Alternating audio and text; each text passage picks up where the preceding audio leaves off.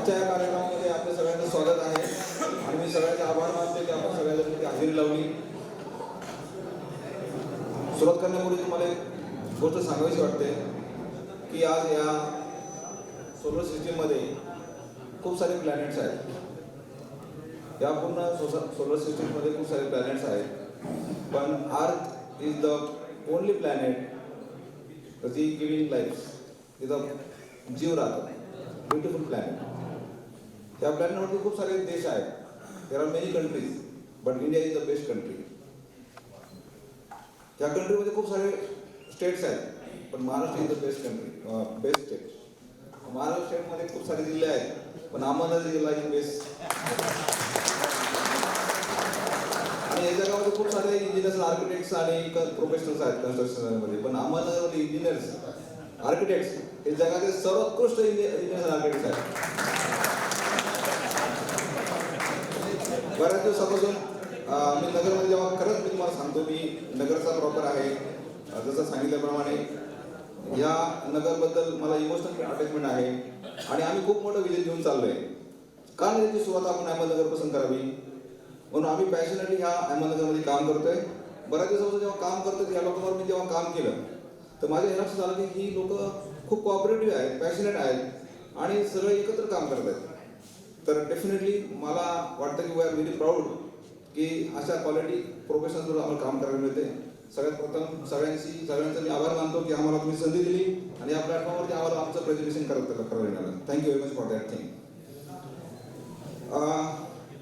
Basically आजच्या कार्यक्रमाचा agenda असा आहे की खूप सारे कंपन्या आज मार्केटमध्ये आहेत, पण व्हाय आर्टिकल मला तुम्हाला सांगायचं आहे बेसिकली की मिनरल वॉटर तुम्हाला माहिती आहे, सगळ्यांना माहिती आहे. पूर्वी मिनरल वॉटर हा गोष्ट नव्हता. कदाचित त्या माणसाला, ज्या माणसाने सुरुवात केली वेळेत काढलं, तिकडे पाणी फुकट मिळते आणि हा मूर्ख माणूस पाणी विकत निघाला, कोण पाणी याचं विकत घेईल. Is that right? तर आज काय झालंय, आपण ते बॉटलचं पाणी घेतल्याशिवाय पाणी पित नाही, बरोबर आहे. मग आज किती कंपन्या असतील मार्केटमध्ये मिनरल वॉटरच्या? कोणी सांगू शकताय किती असतील? हजारो, बरोबर ना? हजारो कोणी लाख, बरोबर ना? पण माझ्या माहितीप्रमाणे किंवा तुम्ही पण चेक करा, there are only 2 to 3 companies. Mineral वॉटरच्या फक्त 2-3 कंपनी मला आतापर्यंत बघायला मिळाल्या. तुम्ही चेक करा, त्या बोर्डवर लिहिलेलं असतं mineral water, pack drinking water. That is the difference. आणि तो डिफरन्स मी तुम्हाला इथे सांगणार आहे. There are so many companies, but what is the difference between article lifts and other companies? तो विषय आज आपण चर्चा करणार आहोत. तर basically article lifts are rising brand in India. Experience आमच्या बेसिकली सगळ्यात महत्त्वाचं आपण म्हणतो की कुठली चांगली गोष्ट करायची असेल तर आपल्याला एक्सपिरियन्स महत्त्वाचा आहे. अनुभव असेल तर माणूस शिकत जातो, त्यातनं आपण चांगल्या गोष्टी घडू शकतो. माझं इंजिनिअरिंग झाल्यानंतर मी जेव्हा बाहेर गेलो तेव्हा आम्ही ऑटोमेशनमध्ये काम केलं. सुरुवातीचा माझा जो जॉब होता, नोकरी केली 5 वर्ष. त्या नोकरीमध्ये माझं काम होतं सेल्स, टेक्निकल सेल्स. हे सांगणं गरजेचं आहे कारण बेसिकली आपल्याला कुठले प्रॉडक्ट घ्यायचं म्हणलं तर सर्व्हिस कोणत्या लेवलची मिळू शकते हे मला सांगायला अतिशय गरजेचं वाटतं. Energy meters, volt meters, ammeters, multifunction meters, जसं की आज इलेक्ट्रिसिटीमध्ये आपण उभं राहिलेलं आहे किंवा एखादं बल्ब असेल किंवा एखादी मोटर असेल, त्याला आपण सप्लाय दिला म्हणजे ती मोटर चालू होती किंवा तो लाईट लागतो, बरोबर ना? कदाचित तुम्ही टर्म्स ऐकला असेल व्होल्टेज किंवा करंट. काही लोक व्होल्टेजला करंट म्हणतात, करंटला व्होल्टेज म्हणतात. त्यापासून माझी सुरुवात झाली. मी व्होल्ट मीटर विकला, तो व्होल्ट मीटर का काम करतो त्या गोष्टी बघितल्या. एनर्जी, एखादं इक्विपमेंट आपण जेव्हा इलेक्ट्रिसिटी चालू करतो किंवा त्याचा यूज होत असतो तेव्हा इलेक्ट्रिसिटी किती कन्झ्युम होते. त्या इलेक्ट्रिसिटी आपण त्या 2 वायर जेव्हा आपण एखाद्या मशीनला जोडतो त्याच्यामध्ये हार्मोनिक्स असतात, स्पाइक्स असतात, खूप सारे कॉम्पोनंट्स असतात, इलेक्ट्रिकल कॉम्पोनंट्स, ते डोळ्याला दिसत नाही. दुसरी गोष्ट अर्थ लिकेज. आर्थिंग हा फार महत्त्वाचा पार्ट असतो. ते अर्थ लिकेज कसं मोजायचं, त्याचा ग्राफ कसा वाचायचा, त्यापासून आमची सुरुवात झाली. त्याच्यानंतर मी 5 वर्ष नोकरी केल्यानंतर त्या कंपनीमध्ये PLC ऑटोमेशन वगैरे होतं. PLC बऱ्याच लोकांनी ऐकलं असेल. आणि 2008 मध्ये किंवा त्याच्यापूर्वी माझा बिझनेस सुरू झाला ऑटोमेशनमध्ये. तर आम्ही ऑटोमेशन करत असताना वेगवेगळ्या इंडस्ट्रीमध्ये ऑटोमेशन केलं. ऑटोमेशन टर्म तुम्हाला बऱ्यापैकी माहिती असेल की कुठलंही मशीन जेव्हा ऑटोमॅटिक चालत असतं त्याला एक प्रोग्राम दिलेला असतो, त्याला कंट्रोलर असतो, त्याच्यामुळे ते मशीन ऑटोमॅटिक ऑपरेट होत असतं. तर याच्यामध्ये वेगवेगळ्या मशीन्स असतील, म्हणजे कुठल्याही इंडस्ट्रीज असतील. इव्हन बिल्डिंग ऑटोमेशन, बिल्डिंग जे असेल मोठमोठे टॉवर झाले त्याच्यामध्ये सुद्धा ऑटोमेशन, स्मार्ट सिटीमध्ये ऑटोमेशन आहे, बिल्डिंग ऑटोमेशन सगळ्यांना माहिती असेल. तर बेसिकली हे ऑटोमेशन करत असताना आम्ही खूप मोठमोठ्या कंपन्यांबरोबर काम केलं. जसं मित्सुबिशी इलेक्ट्रिक असेल, मित्सुबिशीमध्ये सुद्धा खूप सारे कंट्रोलर्स आहेत. डेल्टा इलेक्ट्रॉनिक्स ही वर्ल्ड इंटरनॅशनल कंपनी आहे. डेल्टा अशी कंपनी जी 120 देशांमध्ये काम करते, 70,000 करोड टर्नओव्हर आहे. अशा कंपनीवर आम्ही काम केलं. आम्ही ॲज अ ओनर त्या कंपनीचे आम्ही सिस्टीम हाऊस होतो, चॅनल पार्टनर होतो. मित्सुबिशीबरोबर आम्ही चॅनल पार्टनरशिप केलेली आहे. आणि फ्युजी इलेक्ट्रिक ही सुद्धा जापनीज कंपनी आहे, त्याच्याबरोबर आम्ही काम केले. आयनोडी कंपनी, चायना कंपनीबरोबर आम्ही काम केलं. आणि आम्ही ऑटोमेशन करत असताना वेगवेगळ्या इंडस्ट्रीमध्ये काम केलं. जसं टेक्सटाईल असेल, ऑटोमोबाईल कंपनी असेल, त्या कंपनीवर आम्ही काम केलं. तिथे वेगवेगळे मशीन्स असायचे. कुठलंही मशीन असेल त्या मशीनचं ऑटोमेशन करायचं म्हटल्यानंतर तो लॉजिकल कन्सेप्ट येतो, स्टँडर्ड नाही. कोणी म्हणतं माझं हे मशीन आहे, त्याचं आम्हाला ऑटोमेशन करून पाहिजे. तर आम्ही हा वर एक्सपिरियन्स तुम्हाला आम्ही काय सांगतोय, हे आमची जर्नी आहे. तर ही जर्नी पुढे जाऊन ती आपल्याला कशी उपयोगी पडेल हे तुम्हाला सांगायचं, म्हणून हा तुम्हाला सांगण्याचा हा प्रयास आहे की मशीन आम्ही जेव्हा हे काम करत होतो स्पेशल पर्पज मशीन बनवताना, तर स्पेशल पर्पज मशीन बनवणारी जी लोक आहेत मेकॅनिकल मधली, ती पेपरवर आम्हाला सांगायची की आम्हाला असं मशीन असेल, तो जॉब असा येईल, मग त्याला तो इथे त्याची प्रोसेस होईल, आफ्टर प्रोसेस ते काम होईल. मशीन तयार होण्याच्या अगोदर इन कोटेशन स्टेज आम्हाला त्यांना सांगायला लागायचं की कोणता सेन्सर वापरला जाईल, कोणतं मोटर असेल, म्हणजे सिंक्रोनस मोटर आहे, असिंक्रोनस मोटर आहे, सर्व मोटर आहे, कुठला सेन्सर रोटेटिंग डिस्प्लेसमेंट मोजायचं त्याला कुठलं सेन्सर लागेल, रोटेशन मोजायचं त्याला कुठले इक्विपमेंट्स लागेल, हे सगळं बिल ऑफ मटेरियल काढल्यानंतर कॉस्टिंग देऊन आम्ही त्यांना द्यायचो. आणि त्याचं मशीन तयार व्हायच्या अगोदर आमचं इलेक्ट्रिकल कंट्रोल पॅनल आणि त्याचं प्रोग्रामिंग तयार असायचं.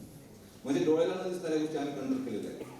आणि हे करत असताना आम्ही वेगवेगळ्या इंडस्ट्रीमध्ये काम केलं. आणि आमचं विजन पहिल्यापासून बिग होतं की आपल्याला मोठं करायचं. आणि आमची नजर लिफ्ट इंडस्ट्रीवर पडली.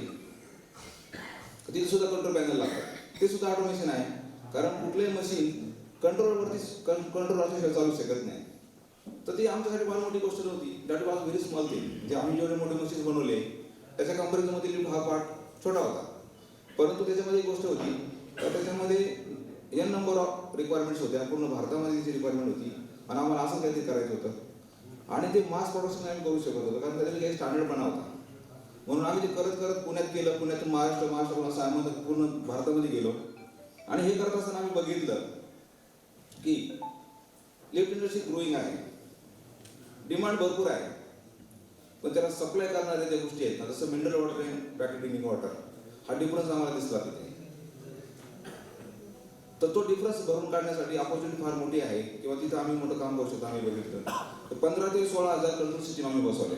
बेसिकली तुम्हाला एक गोष्ट मी सांगतो महत्वाची, कंट्रोल सिस्टीम जेव्हा आपण बनवतो ना, ज्या मशीनला तो कंट्रोल पॅनल आपण बनवायचा किंवा सिस्टीम बनवायची आहे, बसवायची आहे, त्या मशीनची पूर्ण माहिती असल्याशिवाय कंट्रोल पॅनल बनवू शकत नाही. नुसती माहिती नाही, each and every part. For example मी तुम्हाला सांगेन की टेम्परेचर सेन्सर असेल, टेम्परेचर एखाद्या फॅक्टरीमध्ये एखाद्या गोष्टीचं टेम्परेचर मला कंट्रोल करायचं आहे, मग त्याला हीटर लावलेला असतो. मग ते त्या हीटरवरती तुमचं कुठला लिक्विड किंवा फ्युअल म्हणजे फ्लुइड तुमचं हीट होते, त्याला सेन्सर असतो. मग सेन्सरचं इनपुट आपल्याला एखाद्या कंट्रोलला घ्यायचं आहे, मग ते डायरेक्ट येत नाही, त्याला भाषा असते, लँग्वेज असते. ती डायरेक्ट मिळत नाही, 0 आणि 1 डिजिटलमध्ये मिळत नाही, ती व्होल्टेजमध्ये मिळते, 420 मिली अँपिअरमध्ये, 0 to 10 व्होल्टमध्ये मिळते. मग ती रीड करायची कंट्रोलरला. मग त्याला एक डिव्हाइस असतं, त्या डिव्हाइस त्याला कंट्रोल, त्याला अटॅच झालं पाहिजे, त्याचं सिंक्रोनायझिंग झालं पाहिजे, त्यामध्ये होतं. ह्या कॅपॅबिलिटी आमच्याकडे आहे. ते बघितलं तर आम्ही बघितलं की कंट्रोल सिस्टीम जेव्हा आम्ही बनवत गेलो, आम्हाला लिफ्टमध्ये असा कुठला विषय नाही की आम्ही ती कंट्रोल करू शकत नाही, किंवा ते आम्ही मॅनेज करू शकत नाही, किंवा त्याचा प्रॉब्लेम सॉल्व्ह करू शकत नाही, असा कुठला नाही. लिफ्टमधली प्रत्येक गोष्ट आम्ही बनवू शकतो.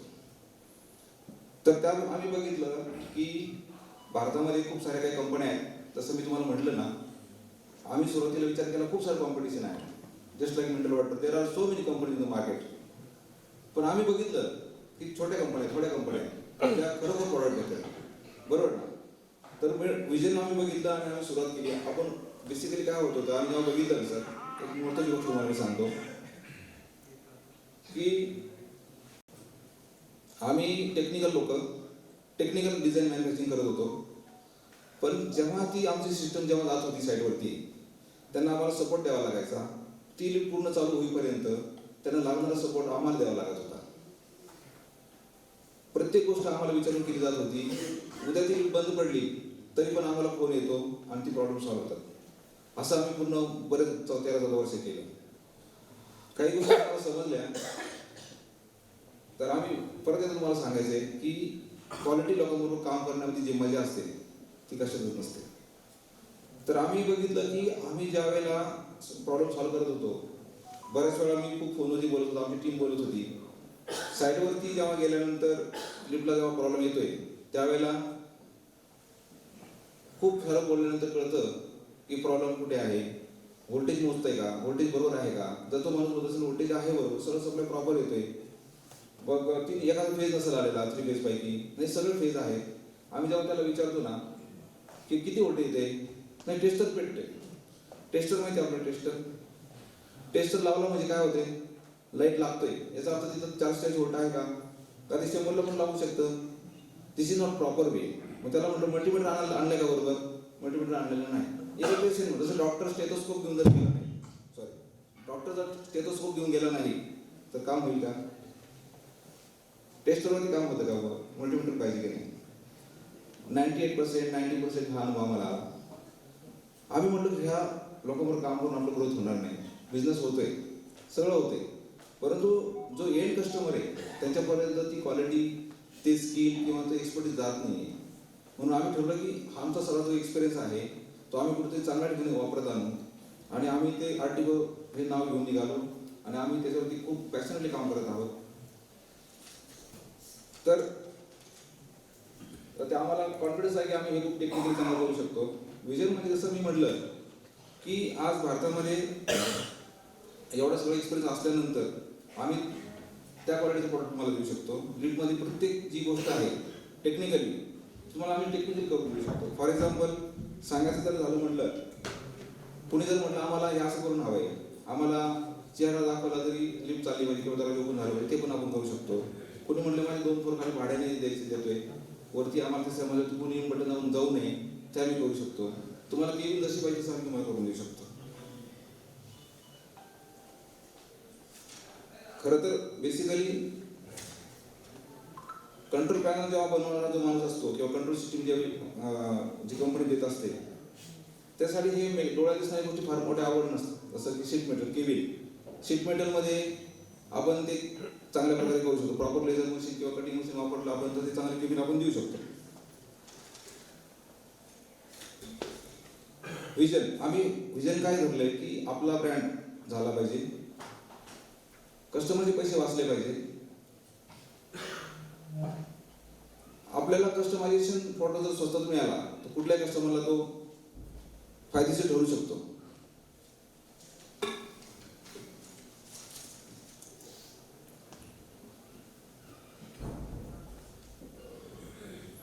अजून एक महत्त्वाची गोष्ट मला सांगायची होती की आतापर्यंत आपण इम्पोर्टेड करतोय, बरोबर ना. काही झालं तरी इम्पोर्टेड, किती दिवस आपण इम्पोर्टेड करणार. आणि आज कुणीतरी सांगताय की आपल्याला लोक म्हणतात की आपल्या 2025-2026 मध्ये भारतात आपली जगाची तिसरी अर्थव्यवस्था होणार आहे. कशी होणार आणि कोण करणार. आपण करणार नाही तर कोण करणार, बरोबर आहे की नाही.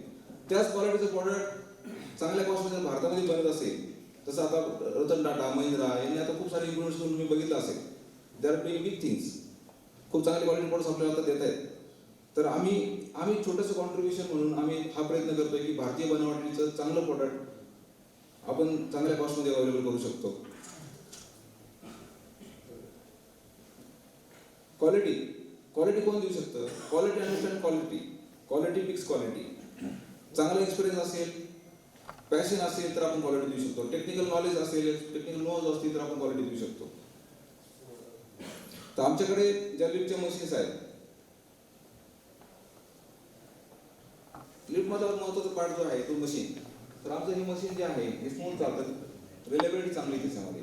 कारण मशीन थोडं ताकदवान असेल किंवा ते स्मूथ चाललं तर तुम्हाला चांगल्या प्रकारे त्याचा परफॉर्मन्स मध्ये मिळू शकतो.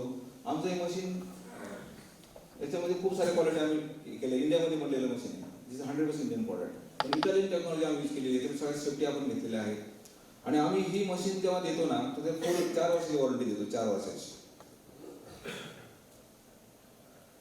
कंट्रोल पॅनल, लिफ्टला कंट्रोल, मशीनला कंट्रोल पॅनल हा कंट्रोल करत असतो. याचं सिंक्रोनायझेशन करणं फार इम्पॉर्टंट आहे. याचं सिंक्रोनायझेशन जर प्रॉपर झालं नाही तर तुम्हाला स्मूथनेस मिळत नाही. तुम्ही केबल किती चांगली वापरली, किती लॅविश वापरली, गोल्डनची वापरली, डिझाईनची वापरली, परंतु हे मशीन जर स्मूथ चाललं नाही तर त्याचा उपयोग होत नाही.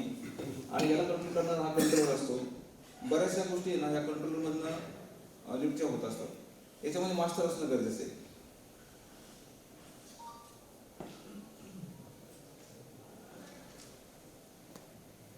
केबिन्स, लिफ्टच्या केबिन डोळ्यात दिसणाऱ्या गोष्टी असतात, बरोबर ना. आज आपण गेल्यानंतर काय बघतो की बटन दाबलं, मी गेलो वरती, खाली आलो, केबिन चांगली आहे. पण ते पण महत्त्वाचं पार्ट आहे, कारण आपण गेल्यानंतर आपल्याला प्रसन्न वाटलं पाहिजे. तर आम्ही लिफ्टच्या केबिन कुठल्याही लेवलच्या कशाही पण देऊ शकतो, कारण आमचा कंट्रोल स्वतः कोर मॅन्युफॅक्चरिंग, आमचं कोर डिझाईन. तसं आता लोक म्हणतात की मॅन्युफॅक्चरिंग तुम्ही असेंबल करता का, तर तो डिफरन्स मी तुम्हाला पुढे सांगणारच आहे. रतन टाटा सगळं बनवत नाही, सगळं बाहेरनं घेत नाही, पण त्याचा एक कोर कंट्रोल आहे. तसं आम्ही लिफ्ट जेव्हा देतो ना सर, तर आमचा पूर्णपणे कंट्रोल त्याच्यावरती आहे. सिलेक्शन आमचं स्वतःच आहे. की आता आम्ही बऱ्याच ठिकाणी पूर्वी जर तुम्ही बाहेर जर मार्केटमध्ये गेलात ना, एक सिमिलर पॅटर्न आहे लिफ्ट केबिनचा. पण आम्ही आता बऱ्याच ठिकाणी नगरमध्ये पण काही लिफ्ट इन्स्टॉलेशन केलेलं आहे. त्याच्यामध्ये आम्ही खूप काही बदल करत चाललो आहे, जेणेकरून आम्हाला काय चांगलं देता येईल, काय लॅविश करता येईल, जेवढं देता येईल तेवढं आपण चांगलं करतो त्याच्यामध्ये. सेफ्टी, आम्ही ऑटोमेशनमध्ये काम केलेलं आहे. ऑटोमेशनमध्ये काम केल्यामुळे काय होतं की आमचं त्या पद्धतीने काम, ऑटोमेशनमध्ये खूप क्वालिटी लागते, सेफ्टी लागते, प्रिसाइजनेस असतं इंडस्ट्रीमध्ये. 24/7 मशीन चालतात, त्याला काही होत नाही. बटन स्टार्ट केलं तर ते मशीन चालत राहतात. या लेवलचं काम केल्यामुळे काय होतं की आम्हाला इथे काम करताना त्या प्रकारे काम करावं लागतं, किंवा आमचा तो व्ह्यू असतो. समोर तेवढी कॉस्ट मिळते नाही मिळते हा भाग आपण नंतर डिस्कस करू शकतो, परंतु त्या कॉस्टमध्ये काही देता येते का आम्ही हे बघत असतो. ड्युरस नावाची आमची सिरीज आहे. आम्ही काय ठरवलं की ड्युरस हा एक आमच्याकडे आम्ही एक मॉडेल तयार केला की ज्याच्यामध्ये आम्हाला चांगले मशीन्स असतील, चांगले केमिकल्स असतील, चांगले कंट्रोल्स असतील. प्रत्येक पार्ट आपण चांगलं देऊ शकतो. ज्या हिडन पार्ट्स जसं नट बोल्ट्स असतील किंवा आतल्या काही गोष्टी असतील, ज्या लिंकिंगच्या डिव्हाइसेस असतील, सेन्सर्स असतील किंवा काही स्विचेस असतील, ते सुद्धा आम्ही क्वालिटी यूज करतो. वर्कमॅनशिप, आता बेसिकली जर तुम्ही बघितलं की एक 4 जण बसले आणि 4 जणांना सेम मटेरियल दिलं बिर्याणी बनवण्याचं, तुम्हाला काय वाटतं सगळे सेम बिर्याणी बनेल? तोच डिफरन्स आहे वर्कमॅनशिप. मटेरियल सेम असताना सुद्धा क्वालिटी डिफरन्स होतो ना, तर that is called as a workmanship. आमच्याकडे आमचं कल पहिलं काय असतं की ते सरळ दिसलं पाहिजे, चांगलं इन्स्टॉलेशन झालं पाहिजे प्रॉपर. आमच्या टीमला माझं सांगणं असतं की तुम्ही काम करताना कुठेही हलगर्जीपणा करायचा नाही, जेवढं चांगलं करता तेवढं केलं पाहिजे. कारण तुम्ही जर बघितलं ना, आम्ही जेव्हा कोटेशन घेऊन जातो ना टेबलवरती, तर आमचं कॉम्प्युटर टेबलवरती पेपरवरती होत असतं. तुम्ही पण एसएसची केबिन देताय, आम्ही पण देतोय सगळं, मग कॉस्टमध्ये डिफरन्स काय? अहो एसएसची केबिन म्हणजे काय, तो पत्रा असतो. कटिंग बिल्डिंग करणारा मशीन कोणतं आहे, ते प्लेन सरफेसवर ठेवलंय का, त्या गोष्टी इम्पॉर्टंट आहेत ना सर, बरोबर आहे की नाही. तर आमचं त्या वर्कमॅनशिपवरती फोकस असतो. कारण बऱ्याच वेळा मटेरियल चांगलं असेल पण त्याला इन्स्टॉलेशन करणारा माणूस जर प्रॉपर नसेल तर ते उपयोग होणार नाही. इन्स्टॉलेशन करणारा माणूस चांगला आहे पण मटेरियल चांगलं नाही तरी उपयोग नाही. तर म्हणजे काय असायला पाहिजे, दोन्ही गोष्टी असायला पाहिजे. तर ते आम्ही कॉम्बिनेशन करतो आणि तरच चांगलं होणार आहे काहीतरी. सर्व्हिस, आता हा जो पार्ट आहे service, most important, most demanded, most required आणि मोस्ट डिस्कस पार्ट सर्व्हिस. कारण आम्ही जेव्हा जातो ना लिफ्टचं कोटेशन घेऊन, सगळं खरं आहे तुमचं, पण ते आम्हाला सर्व्हिस मिळाली पाहिजे. आणि बरोबर महत्त्वाचं पार्ट आहे, त्या चुकीचं काही नाही आहे. पण मला तुम्हाला हे सांगायला आवडेल किंवा मी सांगू इच्छितो की आर्टिकल लिफ्ट तुम्हाला सगळ्यात चांगली सर्व्हिस देऊ शकतं. बिकॉज ऑफ आवर कॅपेबिलिटी, आमचा एक्सपिरियन्स. बेसिकली मला तुम्हाला सांगायला आवडेल की व्होल्टेज मोजणं. आता मला असे वाईट अनुभव आलेले आहेत की बऱ्याच वेळा मी एका साईटवरती कंट्रोल सिस्टीम दिलेली होती आणि त्या कंट्रोल सिस्टीम दिली असताना तो माणूस इन्स्टॉलेशन करायला गेला. त्याचा मला फोन येत होता. मी पुण्यातून निघालो धारीवरून, गाडी चालवत चालवत चालवत पार सोनेपर्यंत आलो माझी फॅमिली गाडीमध्ये. आणि तिथे नंतर पोस्टाचं कळालं की तिथं व्होल्टेज प्रॉपर येत नाही. आणि त्याला सांगितलं की तू मल्टीमीटर आणलाय का, तो म्हणला नाही. म्हणलं मल्टीमीटर लागले कसं होईल का, तो घेऊन आला. घेऊन आल्यानंतर म्हणलं साहेब मल्टीमीटर मी घेऊन आलो, आता सांगा याला कुठं रिसिव्ह ठेवायचं, व्होल्टेज रिसिव्ह ठेवायचंय. पण आमच्या माणसाला सांगायला लागत नाही. आमच्या माणसाला माहिती EC कोणतं असते, DC कोणतं असते, हे गोष्टी आम्हाला सांगायला लागत नाही. टेक्निकल गोष्ट जर बोलायची म्हटली NONC सर्व्हिसला तुमच्याकडे माणूस आता तसाच आला पण तो काहीच करू शकला नाही, नो यूज. सर्व्हिस पाहिजे, माणूस आला पण तो टेक्निकल स्किल असायला हवा. आणि आमची कॅपॅबिलिटी अशी आहे सर की आम्ही टेक्निकल टीम तयार करू शकतो. रॉड लोक घेऊन आम्ही त्यांना ट्रेनिंग देऊ शकतो. That is our capability. बऱ्याच ठिकाणी आम्ही जेव्हा बघितलं की मशीनला काही इश्यू आलेले तर बऱ्याच वेळा काय होतं, आम्ही जेव्हा काम केलं सर, ज्या वेळेला आम्ही एवढे कंट्रोल पॅनल केली, फक्त नगरची गोष्ट नाही करत सर, पूर्ण भारताची गोष्ट करतो. ज्या वेळेला लीड बंद पडते, साईडवरती माणूस जातो, तो विचारतो लीड बंद पडली काय करायचं.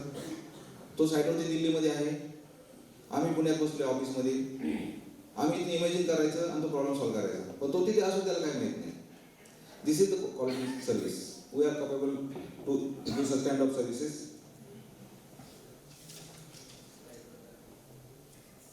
Button panels. आता आपले बटन पॅनल जे आहेत सगळ्यांना वाटतं की चांगले बटन पाहिजे, लिफ्ट चांगली चालते पण बटन काही लोकांना आवडत नाही, चांगले बटन पाहिजे, तर ते बटन आपण चांगल्या क्वालिटीचे देऊ शकतो, जसे हवे तसे बनवू शकतो. आमचा याच्यावरती पूर्ण डिझाईन आम्ही करून कंट्रोल करणे बटन तेव्हा देऊ शकतो.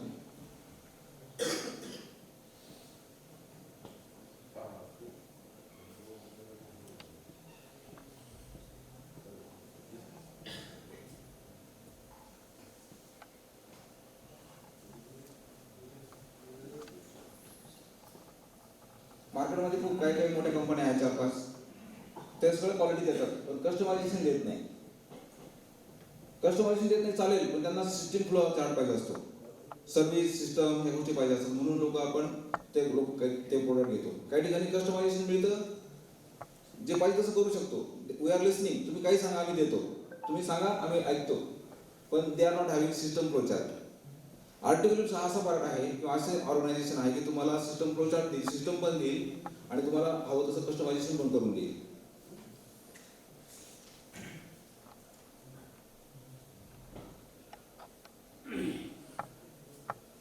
Lift contractors and company, mineral waters and packaging water.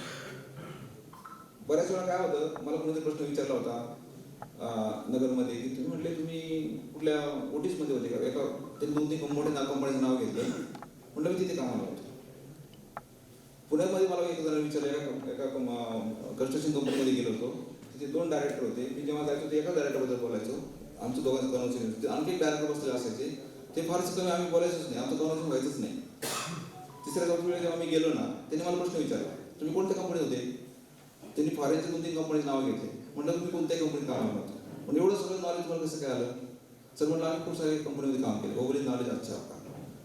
त्यामुळे थँक्यू सर. ॲक्च्युली कसं आहे सर की कुठेही एखाद्या कंपनीत काम केलं, एखाद्या डिपार्टमेंटला, त्या डिपार्टमेंटमध्ये काम करतो माणूस, नंतर मला स्वतः मालक व्हायचंय, मग तो काम करायला लागतो, मग त्याला बाकीच्या गोष्टींचं माहिती नसतं, त्याला एकाच गोष्टीचं माहिती असतं. काम येणं आणि बिझनेस रन करून तो टिकवणं हा फार मोठी गोष्ट आहे. आमच्याकडे दोन्ही गोष्टी आहेत. आम्ही टेक्निकली साऊंड आहोत, we can run the business, we can sustain the business. Actually workmanship आपण किंवा प्रिसाइजनेस किंवा ऑटोमेशन जे आपण म्हणतोय,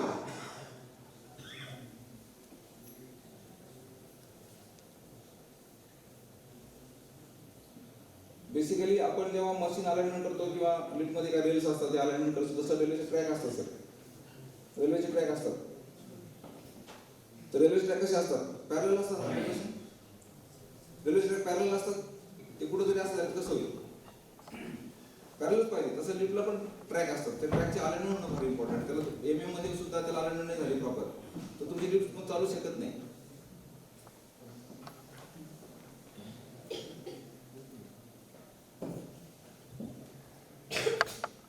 तर बऱ्याच वेळा टेबलवरती कोटेशन फायनल केलं जातं आणि कंपॅरिझन केलं जातं, परंतु रेल कुठल्या कंपनीचे आले, कसे आले, तर रेलला अशी रेल एकमेकाला जोडलेले असतात, त्याला मेल फिमेल अटॅचमेंट असते जॉईंटला, आणि ते जर प्रॉपर जॉईंट झाले आणि त्याला एखाद्या गेले, तुम्हाला लिफ्टला जेव्हा मूवमेंट होते तेव्हा तुम्हाला त्याचा धक्का येणार नाही किंवा तुम्हाला शक्ती न आल्यामुळे तुम्हाला त्याचा आवाज जाणवणार नाही.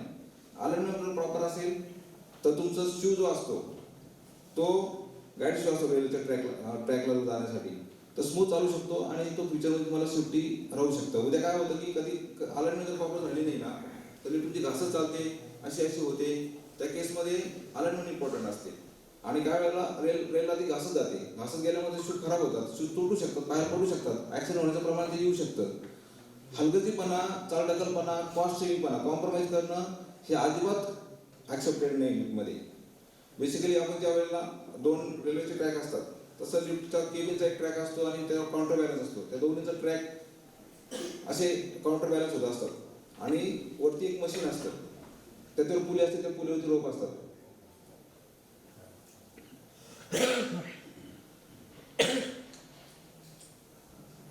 तर ते ड्रॉइंग पर्स्पेक्टिव्ह ड्रॉ करायचं. सॉरी असे रोप असतात, बरोबर. आता बेसिकली कसं असतं की हे 2 ट्रॅक असतात, हे 2 ट्रॅक असतात ना, याचं जेवढं डिस्टन्स असतं तेवढंच या पुढीचं डिस्टन्स पाहिजे. म्हणजे 100% 90 डिग्रीज मध्ये हे पॅरलल पाहिजे. परंतु ते जर असं झालं, थोडंसं असं जर इन्क्लाइन झालं आणि असं जर ते ओढत नेलं त्याला, तर ते घासून जातं. ते असं नाही पाहिजे, पॅरलल पाहिजे. तर या हे जर समजा 560 आहे आणि तुमचं डिस्टन्स जर 580 आहे, पुली 560ची आहे आणि हे डिस्टन्स तुमचं 580 आहे, 20 mm चा फरक असेल. आणि काही जण काय करतात, 10 mm इकडे 10 mm गॅप चाललं म्हणलं चालतं, परंतु याने फार मोठा फरक पडतो. ही गोष्ट कोणीच बघत नाही. याला करण्यासाठी 560 जे आहे पुली, याच्यामध्ये 560, 600, 600 स्टँडर्ड पुली येतात. पण हे डिस्टन्स 900 पण होऊ शकतं, 800 पण होऊ शकतं. 800-900ची पुली येत नाही. त्यावेळेला तुम्हाला त्याला एनहान्स करून करावं लागतं. परंतु ज्यावेळेला 15 mm, 20 mm, 10 mm जेव्हा डिफरन्स पडतो ना, तर बऱ्याच कंपन्या पैसे वाचवण्यासाठी ते चालू ठेवतात. कारण ते तुम्हाला मॅच करण्यासाठी खर्च करावा लागतो. ऑर्डर तुमची कमी कॉस्टमध्ये घेतलेली असते आणि तो डिफरन्स म्हणून निघत नाही, म्हणून ऍक्सिडेंट होण्याचं प्रमाण ते खूप साऱ्या गोष्टी असतात. बऱ्याच वेळा मला तुम्हाला एक महत्त्वाची गोष्ट सांगायची आहे की आपण जेव्हा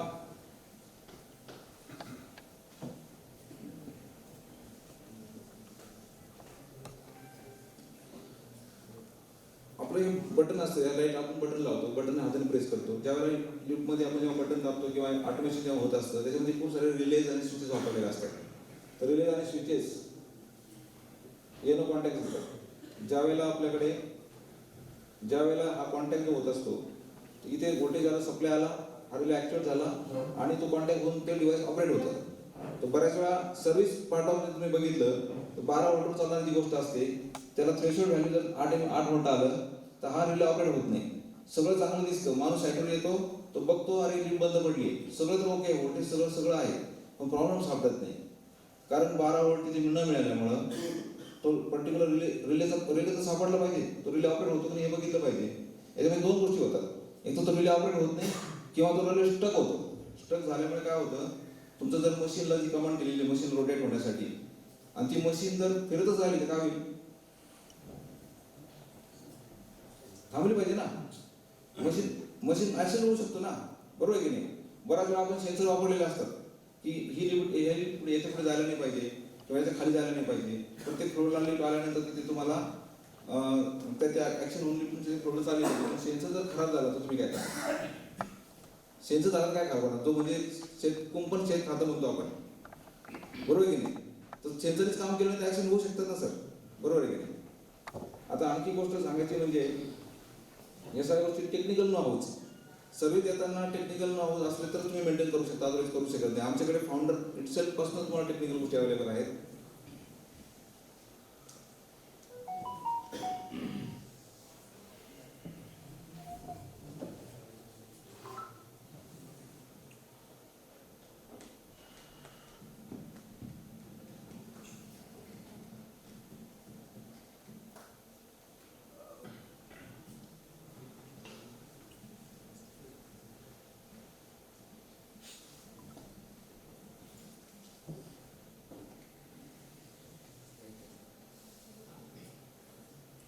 बेसिकली मग असे आपण एका विषयावरती बोलत होतो आपण, लिफ्ट कॉन्ट्रॅक्ट्स आणि कंपनी. आपण ज्या एखादी कंपनी असते त्याला सगळं फाउंडेशन असते, सिस्टम असते. तसं टाटा मोटर्समध्ये आपण जेव्हा गाडी बनते तर तिथे एक डिझाईन होतं, त्यानंतर तिथे कॉम्पोनंट कंपनीमध्ये बनणार असतील, त्याचं डिझाईन काय असेल, त्याचं टेस्टिंग काय असेल. तर बाहेर आणणार असेल तर त्याचं टेस्टिंग काय असेल. आपण एखाद्या वेंडरला ऑर्डर दिली पण ते आपल्या डिझाईनप्रमाणे आली का, आपल्या डिझाईनप्रमाणे आहे की नाही हे बघण्यासाठी त्यांचा इन्स्पेक्टर तिथे जातो, सगळं चेक करतो, क्वालिटी चेक करतो आणि मग तो आपल्याकडे आणतो. दिस क्वालिटी सिस्टम आणि ते कंपनीचंच होऊ शकतं. एखादा कॉन्ट्रॅक्टर एखादा नोकरी करून तो कंपनी चालू केली त्या लेवलचं ते होत नाही आणि ते लॉंग टर्म चालत नाही. त्या गोष्टी त्याच्यामध्ये महत्त्वाच्या आहेत. आमच्याकडे पॅसेंजर लिफ्ट्स आहेत. पॅसेंजर लिफ्ट्समध्ये तुमचं कमर्शियल बिल्डिंग असतील, रेसिडेन्शियल बिल्डिंग असतील, ते आपण देऊ शकतो सगळ्या टाईपच्या. हॉस्पिटल लिफ्ट देऊ शकतो आपण, स्ट्रेचर लिफ्ट चांगल्या क्वालिटीच्या. गुड्स लिफ्ट म्हणजे इंडस्ट्रीमध्ये गुड्स लिफ्ट लागतात. आजकाल शॉपमध्ये पण खूप मोठे लिफ्ट असतात. शॉपमध्ये सुद्धा एखाद्याचं शॉप असेल किंवा मशिनरीचं स्टोअर असेल तर तिथे आपण त्या लिफ्ट आपण त्या प्रकारचे देऊ शकतो. किचन लिफ्ट ऐकले ना, डॉमेटरी लिफ्ट ऐकले, डॉमेटरी ऐकले म्हणजे हॉटेल्स असतात मोठे मोठे, खाली ग्राउंड फ्लोअरला बेसमेंटला कुठेतरी त्याचं किचन असतं, वरच्या फ्लोअरला सर्व करायचं असतं, तर त्या सुद्धा आपण लिफ्ट देतो. जसे हवे तसे कस्टमाइज आपण करून देऊ शकतो. कार लिफ्ट आजकाल पार्किंगचा विषय सगळीकडे आलेला आहे, कारण कमी जागेमध्ये मोठी बिल्डिंग होत असते, परंतु पार्किंग तर आजकाल घराघरामध्ये गाड्या झाल्यात, त्याच्यामुळे कार पाहिजे असतात. तर त्यासाठी एका फ्लोअरवरनं दुसऱ्या फ्लोअरनं गाडी जायला, कारण रॅम्प करायला जवळ जागा नसते.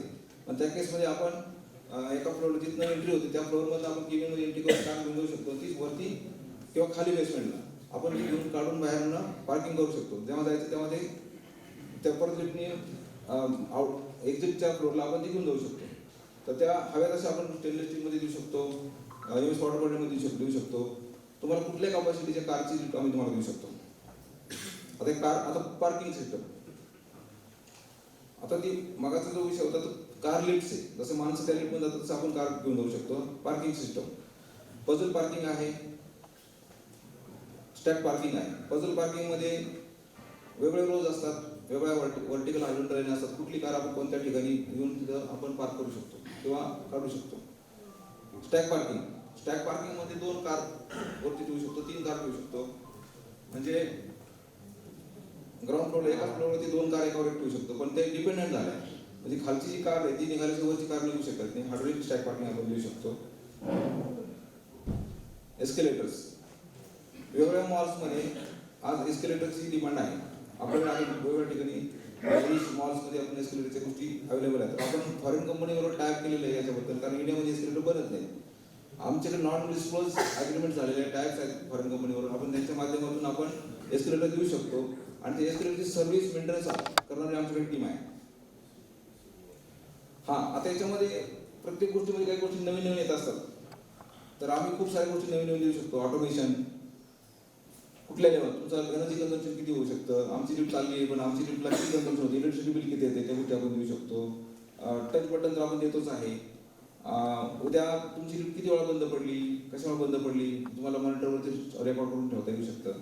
त्याच्यानंतर तुम्ही व्हॉइस आपण बटन दाबतो आता, तर आपण बोललो ना 3rd फ्लोअर तरी तुम्ही घेऊन जाऊ शकता. किंवा काही कस्टमाइज लिफ्ट असतात स्पेशली, त्या पर्टिक्युलर त्या माणसाचा थंब त्या माणसाचा आवाज रिकग्नाइज केल्यानंतर लिफ्ट चालू पाहिजे त्या गोष्टी आपण देऊ शकतो. आमच्याकडे ड्युरस सिरीज नावाची सिरीज आहे, ज्याच्यामध्ये तुमचं एनर्जी कन्झम्पशन कमी होईल आणि त्याचे रोप जे वापरले आम्ही ते 17-18% जास्तच चांगले असतील. ते केबिनमध्ये बऱ्याच वेळा काय होतं की आपल्या केबिनमध्ये म्हणतो आपण SS केबिन आणली, आम्ही SS केबिन आहे का घ्यायची, तर गंजू नये म्हणून, त्याला रस लागू नये म्हणून. परंतु जी SS केबिन फक्त साईडने असते, खाली आणि वरती सगळं MS असतं. खालचं प्लॅटफॉर्म जर MS गंजून निघून पडला तर SC पत्र काय करतील आपल्याला. तर त्या होणे ते पण आम्ही प्रिकॉशन घेतो. आणि सगळ्यात महत्त्वाचं काय आहे की आज भारतामध्ये जर बघितलं इलेक्ट्रिसिटी जेवढी प्रॉपर आहे की तुम्ही चेक करू शकता. सर्व्हिस आणि त्याचं इक्विपमेंट सेफ्टीमध्ये ठेवणं हे फक्त मेकॅनिकल पार्ट किंवा ते माणूस इथे अवेलेबल म्हणून होत नाही. न दिसणाऱ्या डोळ्याने न दिसणाऱ्या गोष्टी सुद्धा तुम्हाला कंट्रोल करता आल्या. जसं आर्थिंगमध्ये समजा आर्थिंग नसेल प्रॉपर तर तुमचा जो कंट्रोलर आहे तो हँग होतो आणि लिफ्ट तुम्हाला दिवस येतो बंद पडून ठेवेल कुठेतरी, नाही तर ती चालतच राहील, थांबणारच नाही. अशा खूप साऱ्या गोष्टी. कारण आम्ही आता 3-4 वर्षापूर्वी एका कंपनीचा सारखाच फोन येत होता, तो प्रॉब्लेम सॉल्व्ह होत नाही, लिफ्ट बंद पडते, त्यांनी माणूस दिवसभर ठेवला, माणूस प्रॉब्लेम सॉल्व्ह होत नाहीये आणि काय करायचं. मग ते साहेब म्हणले की चला आपण जाऊन संडेच्या दिवशी. म्हणून आम्ही गेलो फिरत तर तिथे बघितलं ऑब्झर्वेशन केलं तर ते अर्थिंग अजिबात प्रॉपर नाही. म्हणजे अर्थिंग सॉल्व्ह केली, अर्थिंगचा प्रॉब्लेम सॉल्व्ह झाल्यानंतर लिफ्ट बंद पडली, परत काही कॉल आलेला नाही. आणि अजून एक महत्त्वाची गोष्ट सांगतो मी तुम्हाला. एकदा असंच माझ्या असं बघा, आम्ही जेव्हा कंट्रोल पॅनल विकले भारतामध्ये कुठे कुठे विकले आम्हालाच माहिती नाही. आता लिफ्ट चालू आहे आणि एखाद्या ठिकाणी कंट्रोल पॅनल घेतला, मग ती कंपनी लिफ्ट बसवली असते, मग ती मेंटेनन्सला या माणसाकडून त्या माणसाला जात असते. असंच पुण्यात मला एकदा कॉल आला आणि ते म्हणले असं झालं, आमच्या माणसाने सांगितलं ते त्याचा मदरबोर्ड खराब झाला, मग तुमच्याकडे मिळेल का? मग तो मदरबोर्ड आम्ही त्यांना दिला, त्या माणसाने लावला, बसवला, पण लिफ्ट चालू झाली नाही. आमच्या माणसाला त्यांनी फोन करून खूप चिडलं, पण तो काय सॉल्व्ह झाला नाही. मग साहेबांचा मला कॉल आला. मला कॉल आल्यानंतर म्हटलं सर तुमच्या माणसाला सांगितलं ना प्रॉपर, काय प्रॉब्लेम नाही, होईल 2 मिनिटाचं काम. नाही सर ते पाठवून तरी घराजवळच तुम्ही गेलो आणि गेल्यानंतर त्याला जी गोष्ट सांगितली ती 2 मिनिटात झाली, प्रॉब्लेम सॉल्व्ह झाला. सॉल्व्ह झाल्यानंतर मग खुश झाले. आम्ही आलो बाहेर खाली, त्या मुलाला विचारलं तू ह्या कंपनीमध्ये कधीपासून काम करतो? तो म्हटलं मी 3 महिन्यापासून काम करतो. तर काय काम करतो? हे मेंटेनन्स सर्व्हिस, लिफ्ट बंद पडली प्रॉब्लेम सॉल्व्ह करतो. म्हटलं मग 3 महिने आधी कुठं होता? तो म्हटलं मी ब्युटी पार्लरचं सामान विकत होतो. सच काइंड ऑफ सर्व्हिस जर तुम्हाला मिळत असेल तर you are in very unsafe hand. This is a horror thing. मी फक्त नगरची गोष्ट नाही सांगत, ही पूर्ण भारताची गोष्ट सांगतोय. आणि हे पॅशन घेऊन काय आलंय, जर असे लोक जर बिझनेस करत असतील, अशा लोकांवरती विश्वास ठेवून जर आपण धंदा करत असेल, तर मला काय म्हणायचं आहे की आम्ही अशा लोकांना बंद करायला, विकायला बंद केलंय. अशा लोकांना आम्ही विकायला बंद केले. तर तुम्ही विचार करू शकता त्यांच्याकडे विकत घेणं. मला असं म्हणायचं नाही, कोणाला पुट डाऊन नाही करायचंय, पण दिस इज अ फॅक्ट. तर आम्हाला एवढंच सांगायचं की आम्ही तुम्हाला चांगलं आणि सेफ प्रॉडक्ट देऊ शकतो. आता आणखी एक गोष्ट मला तुम्हाला सांगायची आहे की मोनोपॉली किंवा एखादी गोष्ट मार्केटमध्ये आली, एखादा म्हणलं की वापरा चांगलं आहे आणि ते ब्लाइंडली फॉलो करणं कितपत योग्य आहे नाही आपण चेक केलं पाहिजे. आता 2 गोष्टी आहेत मार्केटमध्ये. मशीन रूमलेस आले, मशीन रूमलेस MRL लिफ्ट आले, मशीन रूम आहे. आता माझ्या माहितीप्रमाणे मला जे वाटतं मी तुम्हाला सांगतो, कारण आमचा बिझनेस आम्ही जसं आता मी सांगतो सगळ्यांना, जसं बेडेकर साहेबांनी तुम्हाला ते इन्फॉर्म केलं की पैसे कमवणं हा वेगळा आहे, की आपल्याकडे जी इन्फॉर्मेशन आहे ती लोकांना देणं आणि तो बिझनेस करणं आणि त्याच्यामध्ये वेगळं समाधान आहे. तर मशीन रूमलेस म्हणजे काय? तर बऱ्याच वेळा असं सांगितलं गेलं की तुम्ही कशाला हाईट वाढवता, तुम्हाला बिल्डिंग कन्स्ट्रक्शनचं लिमिटेशन येऊ शकतं, प्राईममध्ये हाईट रिस्ट्रिक्शन येऊ शकतात. पण त्या केसमध्ये मग तुमचा मशीनला खर्च येतो, तो वाचावा लागेल, वाचतो तुमचा. पण तुमची लिफ्टमध्ये पण पैसे चालले ना भरपूर, त्या लिफ्टची कॉस्ट कमी नाही आहे. अशी जी लिफ्ट मशीन तुम्ही लिफ्ट लावता ती महागच आहे ना.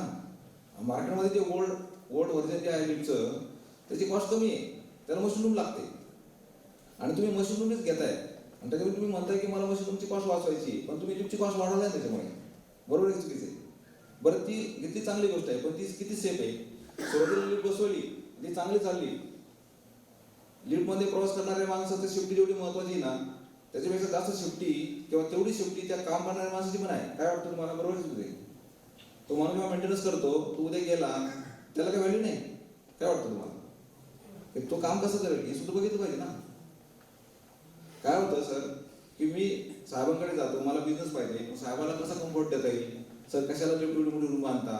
7x गव्हर्नमेंटचं नाव काय आहे त्याचे की 7x7 किंवा 8x, गव्हर्नमेंटचे नाव नियम असं 8 फूट बाय 8 फूट बाय हाईटला पण 8 फूट पाहिजे. त्याला व्हेंटिलेशन पाहिजे, अपोजिट साईडला दरवाजा पाहिजे, अपोजिट साईडला विंडो पाहिजे, या सगळ्या गोष्टी पाहिजे. पण काय सांगतात 5 फूट बाय 5 फूटचं डक्ट आहे ना, तसंच वाडावरती दुसऱ्या टाका. तर मला सांगा त्या 5 फूट बाय 5 फूटचं डक्ट आहे, हाईटला 5 फूट आहे, तिथे मशीन ठेवणार एवढी मोठी, त्याच्या बाजूला सेफ्टीचा डिव्हाइस आहे, नंतर तुमचा कंट्रोल पॅनल येणार आहे, त्याची बॅटरी येणार आहे आणि तो माणूस उभा राहणार आहे. तुम्हाला काय वाटतं कसं काम करेल तो? आणि बाहेर क्लोज केलं, त्याला विंडोज नाही, सगळं RCC डक्ट आहे, गरम नाही होणार, मशीनची एफिशियन्सी कमी नाही होणार. तुम्हाला काय वाटतं? आणि तो माणूस घाम काम करेल, पळून देईल ना तो. त्याची सेफ्टी मध्ये होती, त्याचा पाय अडकला त्याच्या मशीनमध्ये किंवा रोपमध्ये अडकला तर काय होईल? ऍक्सिडेंट होईल. पैसे कशाला वाचवतो आपण? आणि त्यावेळेला काय पैसे थोडे जाणार आहेत का? काय वाटतं तुम्हाला? मागच कोणतं पडतं हे? आताची कॉस्ट गेली बरोबर, नंतरची कॉस्ट वाचायला पाहिजे. काय वाटतं सर तुम्हाला? बेसिकली ह्या गोष्टी बघितल्या पाहिजे. माझं असं म्हणणं आहे की जी मशीन तुम्ही आता जी मशीन रूमलेस म्हणून जी मशीन आहे ना, लिफ्ट आहे ना, ती चांगलीच आहे. ती नवीन टेक्नॉलॉजी आहे, त्याच्यामध्ये एनर्जी कन्झम्पशन होतं, स्मूथ चालतं, सेफ्टी आहे, परफॉर्मन्स चांगला आहे, सगळ्या गोष्टी आहेत. परंतु ते मशीन जर आपण त्या स्लॅबवर ठेवलं, आता आपण दाखवलंय इथं जर तुम्ही बघितलं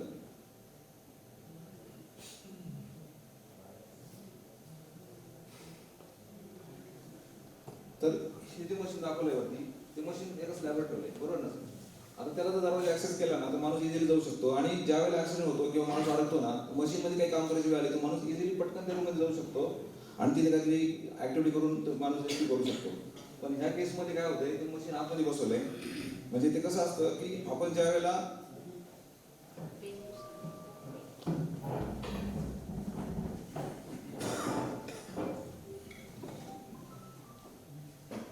इथे जर बघितलं आपण, ह्या इथे आपण ऍक्सेस करू शकतो. इथे काय होतंय, इथे जे आहे इथे मशीन बसवलेलं आहे. आता हे मशीन आहे ना, याने जे बसवलंय मशीन, ते ब्रॅकेटवरती बसवलंय फास्टनर, म्हणजे दोन रेल या बाजूला असतात, त्याच्यावर दुसरा एक रेल असतो, त्या रेलवरती ब्रॅकेट ठेवतात, त्याला फास्टनर फिटिंग करतात आणि त्याला ते मशीन ठेवलेलं असतं.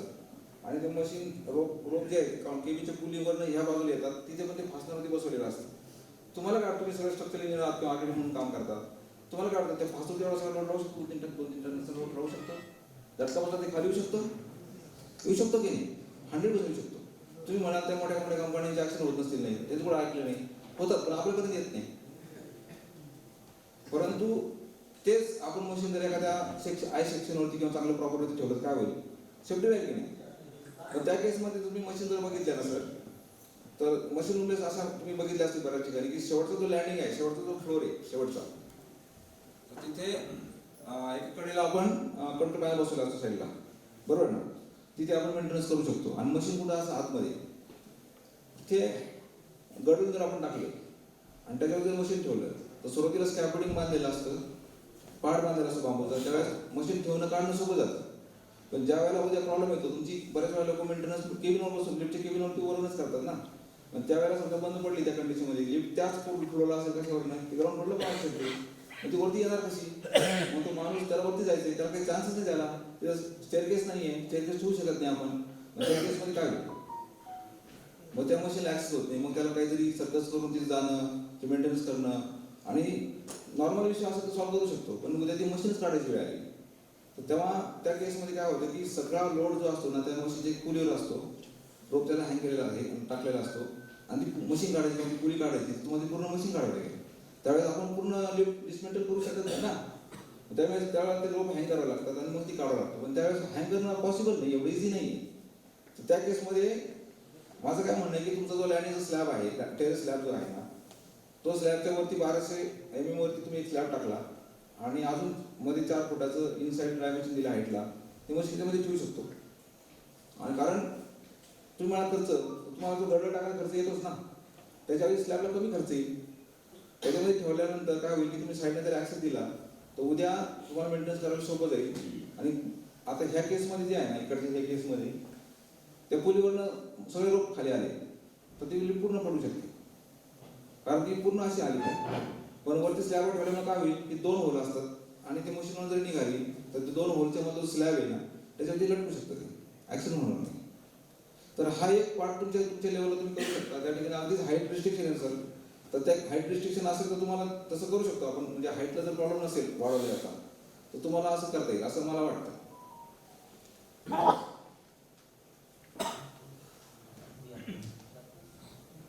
टेक्निकल अजून गोष्टी खूप सांगण्यासारख्या आहेत आपल्याकडे, पण आता सगळंच या इथं पॉसिबल होत नाहीये. मला एवढंच सांगायचं आहे की लिफ्टमधला प्रत्येक जो पार्ट आहे ना तो पार्ट आम्ही कंट्रोल करू शकतो, आम्ही तो चांगल्या प्रकारे मेंटेन करू शकतो आणि तुमच्या लिफ्ट आम्हाला पूर्णपणे सेफ्टी देऊ शकतो. कारण प्रत्येकाचा पार्ट काय आहे म्हणणं आहे की आम्हाला सर्व्हिस मिळायला पाहिजे आणि सेफ्टी काम मिळायला पाहिजे, तर ते आम्ही देऊ शकतो. दुसरा अजून एक लिगल पार्ट याच्यामध्ये असा येतो की डॉक्युमेंटेशन आणि शाफ्टचा डट साईज. आता 1200 बाय 1200, आता मी बऱ्याच ठिकाणी बघितलंय की विडथला 1200, लिफ्टचा जो एंट्रन्स असतो त्याची विडथला 1200 mm असतं, 4 फूट असतं, असं भरपूर असतं आतमध्ये.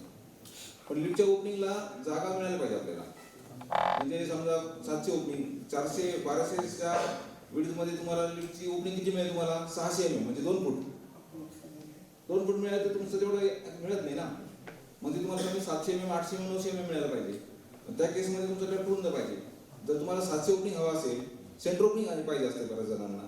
सेंटर ओपनिंग पाहिजे असेल ना तर 16.5 mm जरी पाहिजे, 5.5 फूट रुंद पाहिजे. आणि डेप्थला तुम्ही 4.5 फूट, 4 फूट, 5 फूट ठेवू शकता जर समजा अगदीच तुम्हाला प्रॉब्लेम असेल तर. पण बऱ्याच ठिकाणी मी बघितलंय की आजूबाजूचं सगळं करायचं आणि उरलेल्या जागेमध्ये लिफ्ट बसवायचं. बरोबर ना, असं होते बऱ्याच ठिकाणी. तर ही एक गोष्ट आहे. आता आपण इथे एक गोष्ट शेअर करतोय, पण आम्ही आता काय करतो, तुम्हाला एक आम्ही चार्ट बनवून देणार आहोत. प्रत्येकाला तो शेअर करू. इनिशियल लेवलला डट आरसीसी डट ठेवताना किंवा ह्या ज्या गोष्टी आहेत तर तुम्हाला त्याचा रेफरन्स घेऊन ते गोष्टी रिजन फ्युचरमध्ये त्या गोष्टी आपल्याला त्याचा बेनिफिट घेता येईल. कारण आता आरसीसी डट म्हणून गेला ना, आरसीसी डट तर नंतर काही करू शकत नाही त्याला. कारण मी एका ठिकाणी बघितलं, एका हॉस्पिटलमध्ये त्यांना स्ट्रेचर लिफ्ट बसवायची होती, स्ट्रेचर लिफ्ट. आणि त्यांच्या डोक्यात काय होतं की 4 फूट आणि 7 फूट केबिन मिळायला पाहिजे आम्हाला, किंवा 6 फूट 7 फूट केबिन मिळायला पाहिजे. पण ते डॉक्टर 4 फूट 7 फूट असतं. मग ते पॉसिबल झालं नाही. मग 600 ओपनिंगच मिळालं त्यांना. अशा काही गोष्टी होतात त्याच्यामध्ये. आणि अजून एक प्रश्न मला कोणतरी विचारला होता की आरसीसी डक्ट, पूर्ण लिफ्टचा जो आरसीसी डक्ट असतो ना, आरसीसी डक्ट तो पूर्ण आरसीसी मध्ये पाहिजे. सगळ्या मल्टीनॅशनल कंपन्या आरसीसी मध्ये ठेवतात. आता मी बऱ्याच वेळा बघितलं की बीम टू बीम असतं आणि मध्ये विटाचं बांधकाम असतं. तर विटाच्या बांधकामामध्ये ज्या वेळेला रेलचे जॉईंट येतात ना सर, आता काही ठिकाणी बऱ्याच जणांनी ऑलरेडी केलंय, आम्हाला काय बोलता येत नाही किंवा तिथे काही करू शकत नाही. त्या केसमध्ये आम्ही चालून घेतो किंवा काहीतरी करतो आपण तिकडे. तर तुम्हाला एक महत्त्वाची गोष्ट सांगायची आहे की जे रेलचे ट्रॅक असतात रेल्स ते 16 फुटाचे असतात. अख्खा पूर्ण मिळत नाही, त्याला कुठेतरी जॉईंट द्यावा लागतो. आणि जिथे जॉईंट देतो ना आपण तिथेच त्याला त्याच्या आरसी डक्टला समजा आपल्या या ठिकाणी जॉईंट आला एखाद्या फ्लोअरला बीमच्या कुठेतरी, आणि त्या जॉईंटच्या जवळच कुठेतरी ब्रॅकेट आरसीसी पडदेला बघून आपण त्याला सपोर्ट घेऊ शकतो. पण तो जॉईंट समजा त्या वीट बांधकामाला आला, तो फासनर जे असतात ना ते वीट बांधकामाला पक्के होत नाही ना. मग बीम मस्त सपोर्ट चांगला मिळतो, मध्ये ते व्हायब्रेशन होऊ शकतं, खूप साऱ्या गोष्टी होऊ शकतात. तर सेफ्टी नाही येतं सगळी.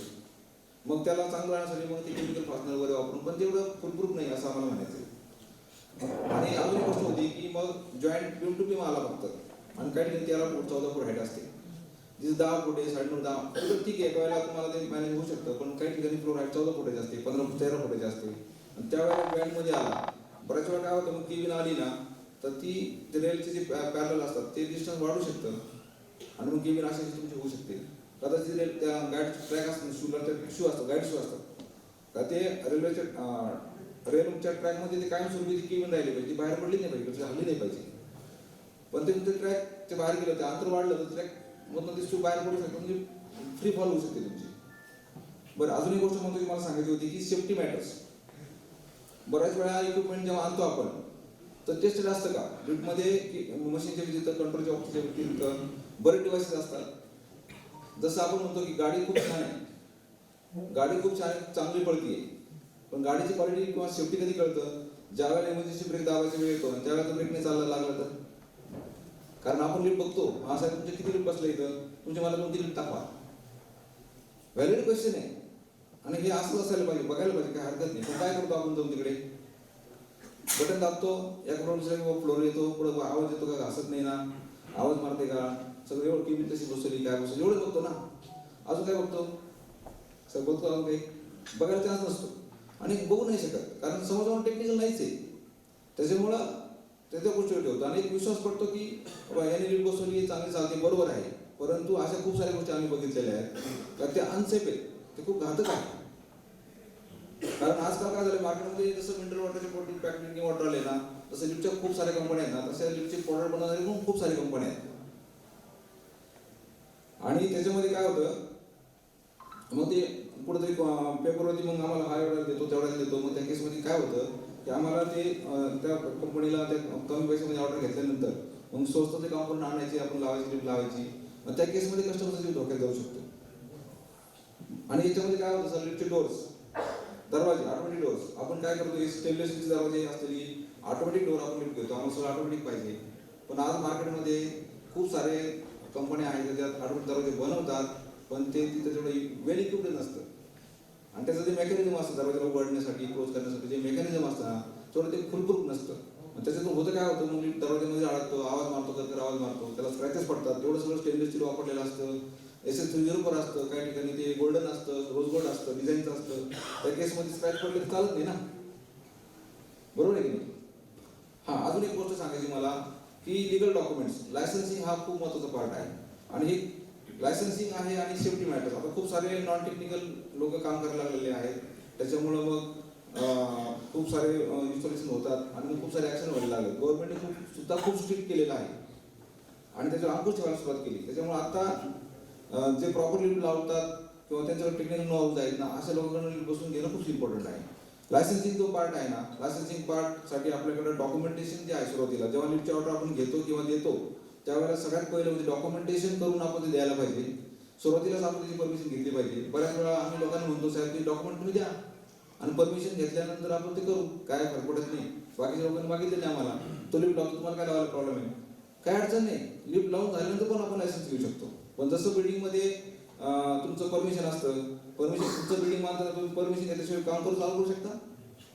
नाही करू शकत. बिल्डिंगचं कन्स्ट्रक्शन आपण विदाउट परमिशन चालू नाही करू शकत. बिल्डिंगचं परमिशन घेऊन तुम्ही कन्स्ट्रक्शन चालू केलं, कन्स्ट्रक्शन झालं, नंतर सगळ्या नॉर्म्स फॉलो केल्यानंतर तुम्हाला कंप्लीशन सर्टिफिकेट मिळतं, बरोबर ना? तसं लिफ्टचं आहे. लिफ्टची परमिशन असल्याशिवाय तुम्ही लिफ्ट बसू शकत नाही लिगली. बऱ्याच लोकांनी बसवलेलं आहे, लिफ्ट लावून झालेलं लायसन आहे, परमिशनच नाही, आणि ती नंतर घेतली गेली, नंतर लायसन आलं, सगळं झालं. परंतु याच्यामध्ये उद्या जर ॲक्सिडेंट झाला, उद्या जर त्या लिफ्टचा काम करत असणाऱ्या माणसाचा जर ॲक्सिडेंट झाला तर ही गोष्ट चेक केली जाते. तो लिफ्ट कॉन्ट्रॅक्टर, लिफ्ट कंपनी जी आहे, लायसन होल्डर आहे का? बरं, लायसन होल्डर आहे. मग तुम्ही परमिशन घेतली आहे का? नाही घेतली. मग प्रॉब्लेम सुरू होतात. तर कुठला चांगला असेल सांगा बरं? लायसन घ्यायचं, डॉक्युमेंट ऑलरेडी परमिशन आलेली आहे, प्लॅन सँक्शन आहे, सगळे डॉक्युमेंट सगळं बघितलं, झालं. परमिशनला वेळ लागतो, 1.5 ते 3 महिने लागतो. ऑर्डर डन केल्यानंतर आपण ते परमिशन घेऊन काम चालू केलं पाहिजे आणि परमिशनकडे वेळ मिळायला पाहिजे. बऱ्याच वेळा काय होतं, डॉक्युमेंट उशिरा येतात, मग परमिशन टाकल्या असं परमिशन असते आलेली, मग ते लिफ्टचं ऑर्डर झाली असते, मटेरियल आलेलं असतं, मग गडबडीने मग ते करतात, इन्स्ट्रक्शन चालू करा, ते करावं लागतं, नावे लागतं. पण ह्या गोष्टी असं नाही व्हायला पाहिजे. दुसरी गोष्ट अजून एक आहे की ड्रॉइंगमध्ये मशीन रूमलेस असतं, पण मशीन रूम बांधली जाते किंवा मशीन रूम बांधलेली असते, ड्रॉइंगमध्ये मशीन रूम असते पण मशीन रूमलेस करतात. तर ते लोक ऑब्जेक्शन घेतात, तुमच्या ड्रॉइंगमध्ये मशीन रूम आहे, तुम्ही मशीन रूमलेस केली, मशीन रूमलेस तुमच्या ड्रॉइंगमध्ये आहे, तुम्ही मशीन रूम बनवली, मग ते प्रॉब्लेम होतो लायसन्सला. तर सगळ्या गोष्टी त्या बघितल्या पाहिजे. आणि अजून एक महत्त्वाची गोष्ट अशी आहे की पुण्यामध्ये मी बघितलं, जे मोठे बिल्डर्स आहेत किंवा मोठे जे बिल्डिंग बनतात ना, ते प्लीज लेवलला ते ऑर्डर फायनल करतात. एक नॉर्मल टोकन देऊन येणार, सुरुवातीलाच फायनल करतात, सगळं त्याच्या ड्रॉइंग प्रमाणे चाललेलं असतं. ती एक गोष्ट चांगली प्रॅक्टिस आपल्याला करता येईल, ते चांगलं बेनिफिट आहे. आणि सुरुवातीला केल्यामुळे काय होतं की तुम्हाला कुठे लेंटल टाकायचं असेल, लेंटल, तो बऱ्याच वेळा लेंटल असा टाकला जातो की रिबारिंग करून केलं जातं. तर माझं असं म्हणणं आहे की जसं जसं फ्लोर वाढत जातील ना RCC बरोबर, तसं तुम्ही लेंटल पण टाकू शकता, म्हणजे ते त्या कम्प्लीट त्याच्यामध्ये होऊ शकतं. काय वाटतं तुम्हाला? पूर्ण तुम्ही तो वरचा विमान येतो, कधी काय होतं, हाईट कमी असते, 25-26 असते, आम्ही म्हणतो 22-25 तुम्ही लेंटलचं बॉटम घ्या, अंतर किती राहतं, 100 mm, 200 mm, मग त्याच्यामध्ये बांधकाम करता येत नाही आणि त्याला पूर्ण बीम करता येत नाही. मग तुमचं जर हाईट कमी असेल ना बीमची त्याची, तर तुम्ही ते पूर्ण बीम घेऊ शकता, तो लेंटलपासूनच. अशा गोष्टी करू शकतो आपण. काही ठिकाणी मी असं बघितलंय, ते RCC ते जसं सोडले ना ते सुद्धा RCC मध्ये केले लोकांनी, आम्ही बघितलं राहुलला. तर बांधकाम नाही, पूर्ण 4 बाजूने RCC पडते. आता ती गरज आहे नाही, पण अशी तुम्ही काम करू शकतो, बांधकामातच तुम्ही करू शकता, तो वेळ वाचू शकतो. काही ठिकाणी मी असं बघितले, आता मी काही लोकांना सजेस्ट करतो, तुम्हाला पण तसं एक्सपिरियन्स येईल. बऱ्याच ठिकाणी काय होतं की बिल्डिंग बांधतात लोक, ते म्हणतात आम्हाला लिफ्ट नंतर बसवायची, मग ते पुढची जी RCC पडती ना ती मोकळी ठेवतात, त्याला काहीतरी प्रायव्हेट लावतात आणि 2 वर्ष 3 वर्ष ते काय म्हणतात आम्हाला 6 वर्ष लिफ्ट लावायची. त्या केसमध्ये काय प्रॉब्लेम होतो, तर ज्या वेळेला लिफ्ट बसायची वेळ येते ना, त्यावेळेला लेंटर टाकणं, ते बांधकाम करणं, खाली पीठमध्ये बफर कॉलम भरणं, ज्या गोष्टी करायला सिमेंट वाळू आणायचं म्हटलं तर परत आवड आहे, लोक राहिलं असतं, लाईव्ह घर असतं, त्या केसमध्ये ते आवड आहे. त्यांना आम्ही काय सजेस्ट करतो की तुम्ही त्याची पहिली स्टेज करून टाका, म्हणजे आतले रेल बसवले, बाहेरचे लेंटर टाकून बांधकाम केले, दरवाजे बसून टाकले, फर्स्ट स्टेज करून टाकले, सिव्हिलचं सगळं काम संपलं. आणि मग तुमच्याकडे जेव्हा तुमचं बजेट होईल किंवा तुमचं प्लॅनिंग होईल तेव्हा बाकीचे कामं करू शकता. तुम्ही पीठमध्ये बफर करू शकता, कोट कटिंग करून घेऊ शकता, सगळे सिव्हिलचे काम तुम्हाला करता येईल, संपून जाईल तुमची त्याच्याबरोबर. आणि मग उरलेलं काम तुम्ही आतल्या कधी पण करता येईल, असं आम्ही सजेस्ट करतो. कारण मी तुम्हाला काय सांगतोय, कारण तुम्ही त्यांच्याबरोबर काम करताय, तुम्हाला पण ते म्हणत असतील तर त्या केस तुम्ही पण सजेस्ट करू शकता की हे काम. कारण काय होतं, अशा वेळेला नंतर केल्यानंतर ते लोकांना मटेरियल तर मिळतं, काम करणारी माणसं पण मिळायला पाहिजे, तेवढ्या कामासाठी लोक येत नाही किंवा कॉस्ट जास्त जाते. तर आम्ही ज्या लोकांना सांगितलं ना, सजेशन दिलं ना, तर ही चांगली आयडिया आहे, आमच्या डोक्यात होतं आम्ही नंतर करायचं, ठीक आहे, एवढं किती पैसे लागतील त्याला, तेवढे पैसे देतात आणि ते काम करून घेतात. उद्या 6 महिने वर्षभर ते करतात. बऱ्याच ठिकाणी झालेलं आहे असं. माझं सांगून झालेलं आहे. Thank you very much.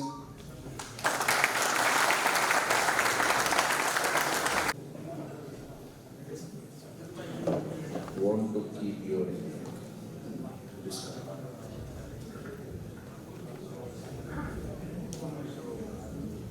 ठीक आहे. आपल्याला जर काही प्रश्न असतील तर प्लीज. हा सर. कॉर्डलेस नाही यांना बरोबर. ओके. हो हो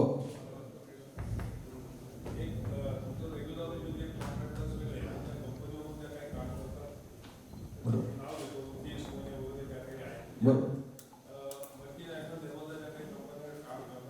बरोबर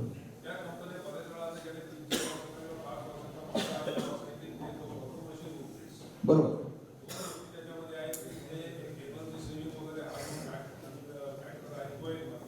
बरोबर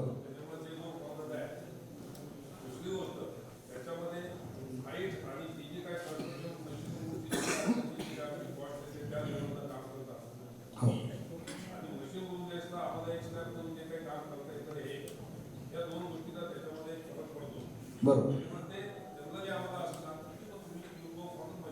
ओके.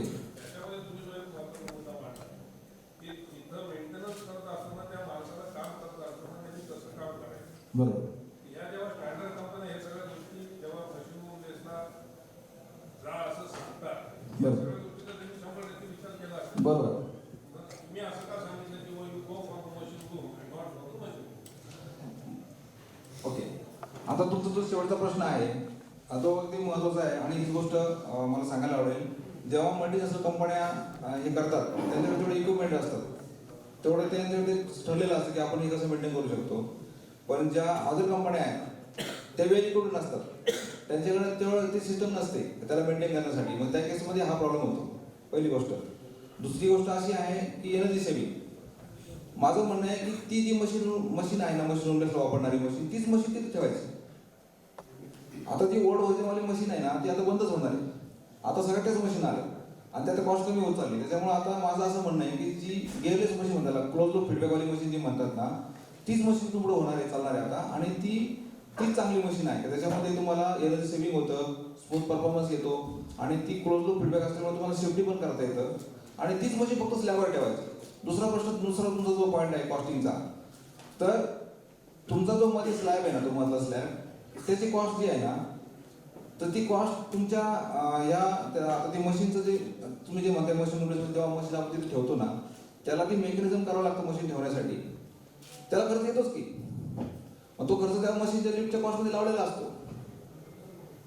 आता मी आताच एक ऑर्डर घेतली, संभाजीनगरमध्ये ऑर्डर घेतली आता पटेलला. बरोबर आहे की मी जेव्हा मशीन रूम बेस आणि मशीन रूम वाले याच्यामध्ये मशीन रूम बेस वाली जी आहे ती साधारणतः 1.5 लाख रुपयांनी एक्स्ट्रा कॉस्ट त्याच्यामध्ये घेते. बरोबर. हां.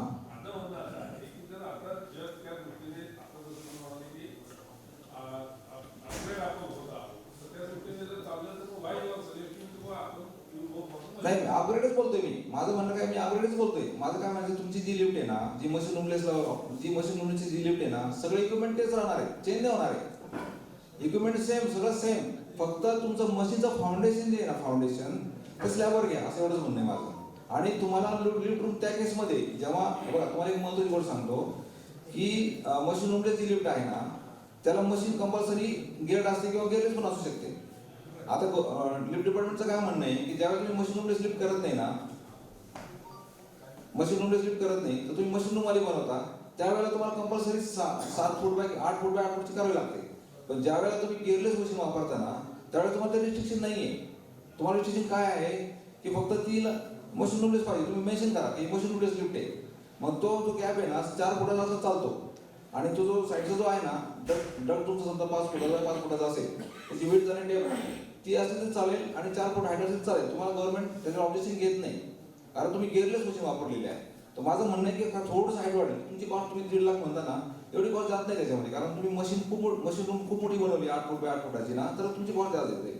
पण या केसमध्ये तुमची कॉस्ट वाढतच नाही, जास्त निग्लिजिबल कॉस्ट येते आणि एवढा डिफरन्स पडतच नाही. मी तुम्हाला सांगतो सर की आपण जे आय सेक्शन टाकतो ना, आय सेक्शन्स, त्याच्यापेक्षा तुम्हाला कमी खर्च येतो तिथं, आणि वीट वाळू सिमेंट तिथं पडलेलंच असतं, ते एक्सेस असतं बऱ्याच वेळा, तर तिथे युटिलाइज होऊन जाणार आहे, तुमची कॉस्ट वाचते ना. आता मी पैठणमध्ये ऑर्डर घेतली ना, ते आर्किटेक्ट होते, ते माझ्याशी फोनवर बोलले आणि त्यांनी ती मशीन रिप्लेसच केली होती, पण त्यांना मी ह्या गोष्टी सांगितल्या, त्यांना ते पटलं, ही वॉज आर्किटेक्ट. ते म्हणजे बरोबर आहे तुमचं म्हणणं, हा पॉईंट आम्ही कधी विचार नाही केला. मी बऱ्याच आर्किटेक्टशी बोललो ना, मी ही गोष्ट जेव्हा शेअर केली ना, ते ऍक्सेप्टेड द थिंग. नाही, तुम्ही तो मुद्दा मांडला तो बरोबर आहे की समजा जर काही प्रॉब्लेम आला, रोज म्हणून ते बाहेर पडलं, हे झालं, ते झालं, आणि मग तो स्लॅबच्या त्या 2 झोनमध्ये ते स्लॅब तुम्हाला बरोबर. मला तुमचं म्हणणं मलाही लक्षात आलं तुम्हाला काय म्हणतो. ॲट द सेम टाईम तिथे तुमचे 2 जेव्हा गळतात असतात त्यावेळेस त्याच्यावरती देखील ते येऊ शकतं. त्याच्यामुळे नॉट नेसेसरी किंवा तो एक्स्ट्रा स्लॅब किंवा हे त्या लेवलला काम करणं हे सोपं नाही. त्याचं कारण असं की तुम्ही मिनिमम जिथं फ्लोर लेवल ज्या ठिकाणी तुमचं ओपनिंग येत आहे, समजा टेरेस ओपनिंग आहे, तिथून तुम्ही 4.5 मीटरवरती ते आम्हाला घ्यायला लावलं त्याचा स्लॅब, बरोबर आहे? कुठून स्लॅब? म्हणजे टेरेसचा जो ओपनिंग आहे, टेरेस स्लॅबचं जे काही बॉटम आहे, 4.5 मीटरवरती कोणते येते हाईट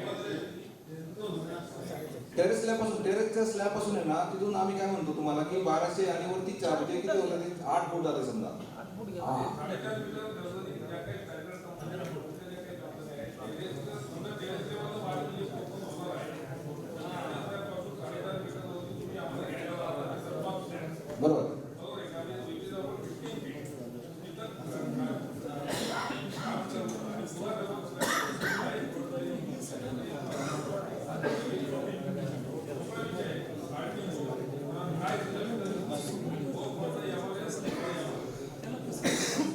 सर बरं, आता सर सजेस्ट करायला माझं काय म्हणणं आहे sir, depending upon your machine. कसं होतं, एक गोष्ट मी तुम्हाला सांगतो की मशीन रूम आणि मशीन रूमलेस हा तुमचा मशीन ठेवण्याच्या प्रोव्हिजनचा विषय आहे.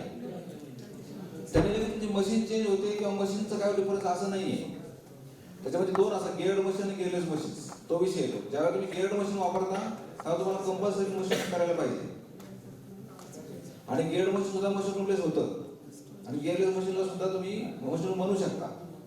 तर ते मशीन रूमलेस आणि machine room with machine room घेतली, त्यांनी तुमच्या मशीनच्या परफॉर्मन्सवर फरक नाही पडत किंवा तुमची टेक्नॉलॉजी चेंज होत नाहीये.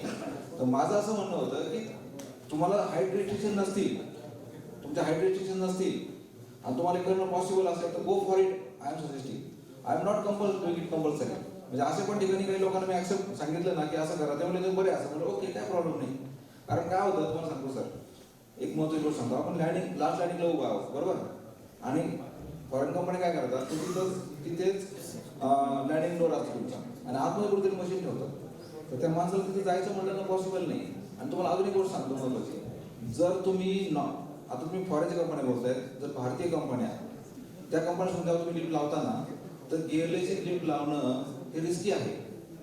कारण गिअरलेस मशीन असं आहे सर, ते परफॉर्मन्स पण देतं, पण ज्यावेळेला त्याचा कंट्रोल जेव्हा जातो ना, त्याचा स्पीड इन्फिनिटी असतो. इतका इन्फिनिटी असतो ना, ते सगळं तोडून फेकून देतं. त्याचा इन्फिनिटी स्पीड असतो, फ्रॅक्शन ऑफ सेकंडमध्ये तो इन्फिनिटी स्पीड घेतो. That is called permanent magnet motor. आणि तुम्ही जेव्हा मशीन रूमलेस लावत असाल किंवा गिअरलेस मशीन यूज करत असाल ना, तर तुम्ही कंपनीचं बॅकग्राऊंड चेक करा, कंपनी किती टेक्निकली स्ट्रॉंग आहे, तरच ती मशीन लावा, नाही तर लावू नका. मग तुम्ही उद्योग वजन करा. इन्फिनिटी स्पीड हा तुमचं सगळं कंट्रोल पॅनलवरती आता जे काही मोठ्या कंपन्या आहेत, बरोबर आहे ना, कंट्रोल पॅनलवर कंट्रोल करतात. करतात, बरोबर आहे ना. कंट्रोल पॅनल नाही, बरोबर आहे ना.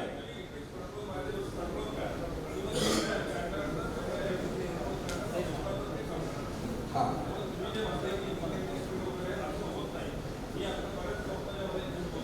हां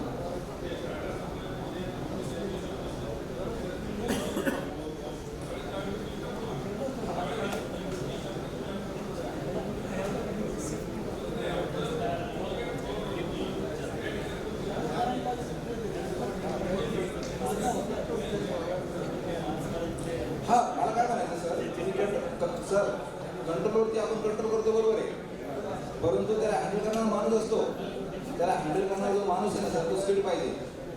त्या कंट्रोलवर हँडल करणारा माणूस स्किल्ड पाहिजे. कारण ज्या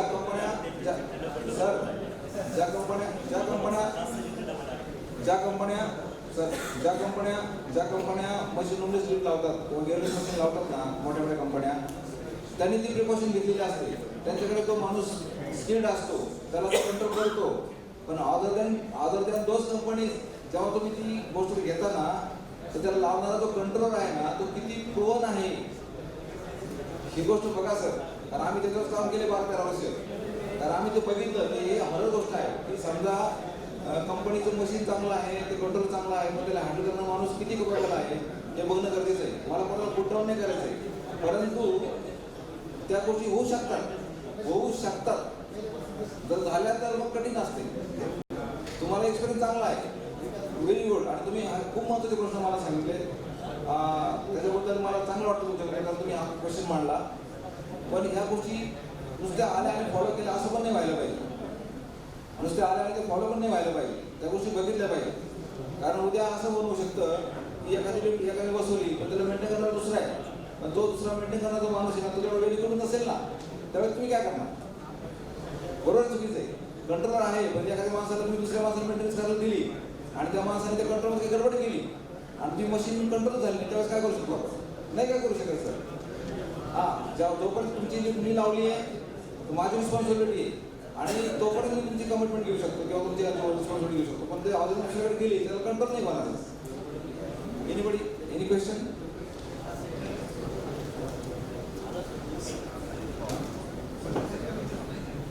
अजून काय कोणाला क्वेश्चन आहे? एक मिनिट अजून एक कॉर्डलेस देतो सर. एक कॉर्डलेस देतो. पवार साहेबांनी शंकास्त्र काढलेलं आहे ना, परंतु ह्याच्यात तुम्ही जे स्पष्टीकरण देत होता ते आणि त्यांचं कुठेतरी मॅच होत नव्हतं. बरं. म्हणजे तुम्ही जे सांगितलं साईड ब्रॅकेटवर वगैरे ते मोटर लावून रोमलेस वगैरे करतात किंवा गर्डर टाकून करतात, त्याच्याऐवजी तुम्ही म्हटलं एक 1.2 मीटरवर स्लॅब टाकून त्याच्यावर मशीन ठेवा आणि त्याच्यावरती तुम्हाला ॲक्सेसिबल ती मशीन कव्हर करा. म्हणजे त्याला काही रूम बनवायची, फार मोठी रूम बनवायची गरज नसते. जर सगळ्या बाजूने पॅनलिंग वगैरे करून हे केलं तर तिथेही खर्च वाचू शकतो. तर म्हणजे ते थोडक्यात रूमलेसच जाईल. हो, पण जास्त सेफर जाईल.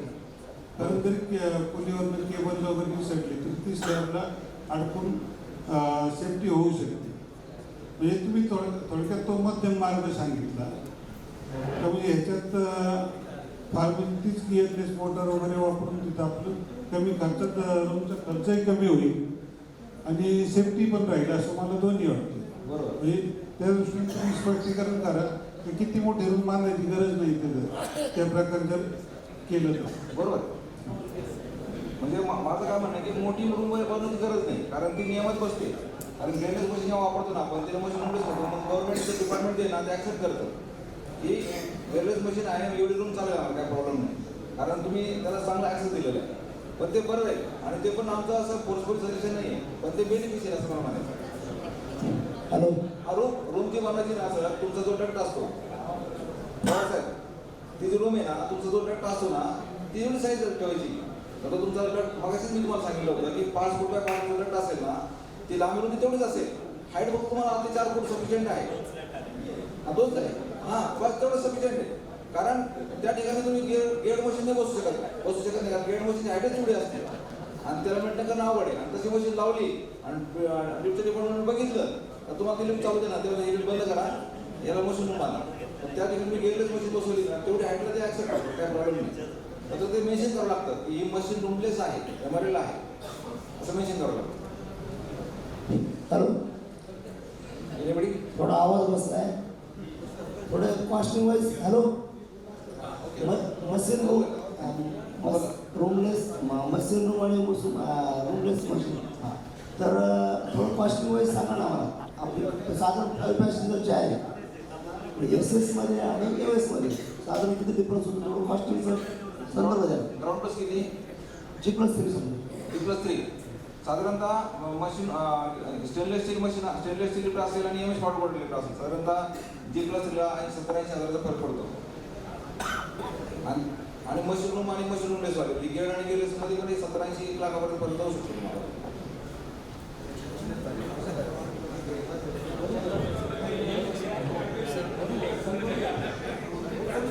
सर माईक आहे. नवीन आता काही लेटेस्ट रोप्स काही नवीन प्रकारचे किंवा कार्बन फायबर वगैरे असे काही रोप्स याच्यामध्ये आता काहीतरी इंट्रोड्यूस झालेलं असं माझ्या कामं झालं आय डोंट नो. तुम्ही काय हायलाईट करू शकता? हो डेफिनेटली करू शकतो. आमच्याकडे आता पहिले राऊंड होते, राऊंड रोप होते, आता फ्लॅट रोप आले, फ्लॅट रोप. आणि ते फ्लॅट रोप आहेत ना ते पहिल्या रोपपेक्षा खूप स्ट्रॉंग असतात. त्याची कॉस्ट जास्त आहे पण त्याचा परफॉर्मन्स पण कसा मिळतो. आता याच्यामध्ये काय गोष्ट आहे की हे प्रत्येक इन्स्टॉलेशन प्रॉपर व्हायला पाहिजे. त्याला अजिबात टॉलरन्स चालत नाही. कारण खडा जरी पडला ना खडा तरी ती मशीन रोपट्टी होऊन जरी प्रॉब्लेम होतो त्या केसमध्ये. त्याच्यामध्ये फायदा काय आहे? फायदा हा आहे की तुम्हाला स्मूथ ऑपरेशन देतं, त्याला कंट्रोल सिस्टीम चांगली वापरली गेली पाहिजे. आणि त्याच्यामध्ये अजून एक ड्रॉबॅक असा आहे की दोन असतात ते फक्त रोप, ते दोन रोप असतात. असं होत नाही प्रॉपर इन्स्टॉलेशन केलं असेल तर. आणि त्याचं प्रॉपर मेंटेन केलं तर चांगली गोष्ट आहे. पण ते प्रॉपर मेंटेन नाही झालं, 2 पैकी 1 रोप गेला ना तर तो फॅटल ॲक्सिडेंट आहे. कारण आता जे रोप आहेत ना अवेलेबल ते 4 रोपच्या पुढेच आहेत. तर 1 रोप उठल्याने काय फरक पडत नाही. पण त्या केसमध्ये गॉन असं आहे. आणि तशी लिफ्ट बसवली आम्ही नगरमध्ये ऑर्गन गाडी आम्ही महाराष्ट्रामध्ये आम्ही पहिली कंपनी आहे आम्ही की आम्ही ती लिफ्ट बसवली नगरमध्ये. त्याच्यामध्ये ते फ्लॅट रोप आहे, स्मूथ कराचीवाला नगरमध्ये बसवली आम्ही. G+2 आहे. आता तुम्हाला मला सांगायचं होतं की अशी आम्ही गोष्ट केली आहे सर. मला सांगायला तुम्हाला अभिमान वाटेल की आम्ही टेक्निकली स्ट्रॉंग कसे आहोत. तर त्या ठिकाणी एक बंगलो होता, तिथे लिफ्ट बसवण्याचं काही प्रोव्हिजन नव्हती. म्हणजे त्यांचं ते प्लॅनमध्येच नव्हतं. नंतर ते म्हणजे आपली लिफ्ट बसवायची तिथं RCC डक्ट नव्हता. तो पूर्ण असा मोकळा डक्ट होता, त्याच्यावर लिफ्ट बसवायचं ठरवलं. सगळ्या लोकांनी त्यांना सजेस्ट केलं हार्डवेअर लिफ्ट बसवा. आम्ही पण म्हटलं हार्डवेअर लिफ्ट बसूया, कारण तिथे फिट नाही, कारण पूर्ण भरलेलं आहे, बिल्डिंग कन्स्ट्रक्शन झालेलं आहे. शेवटचा जो स्लॅब आहे ना फक्त 11 फुटाचा होता सर, ओव्हरहेडच नव्हता.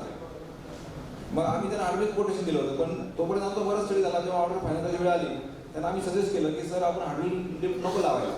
कारण हार्डवेअर लिफ्टमध्ये ड्रॉबॅक काय असं सांगतो. हार्डवेअर लिफ्ट कधी बसवावी इथं तुम्हाला आता ऑप्शन नाही.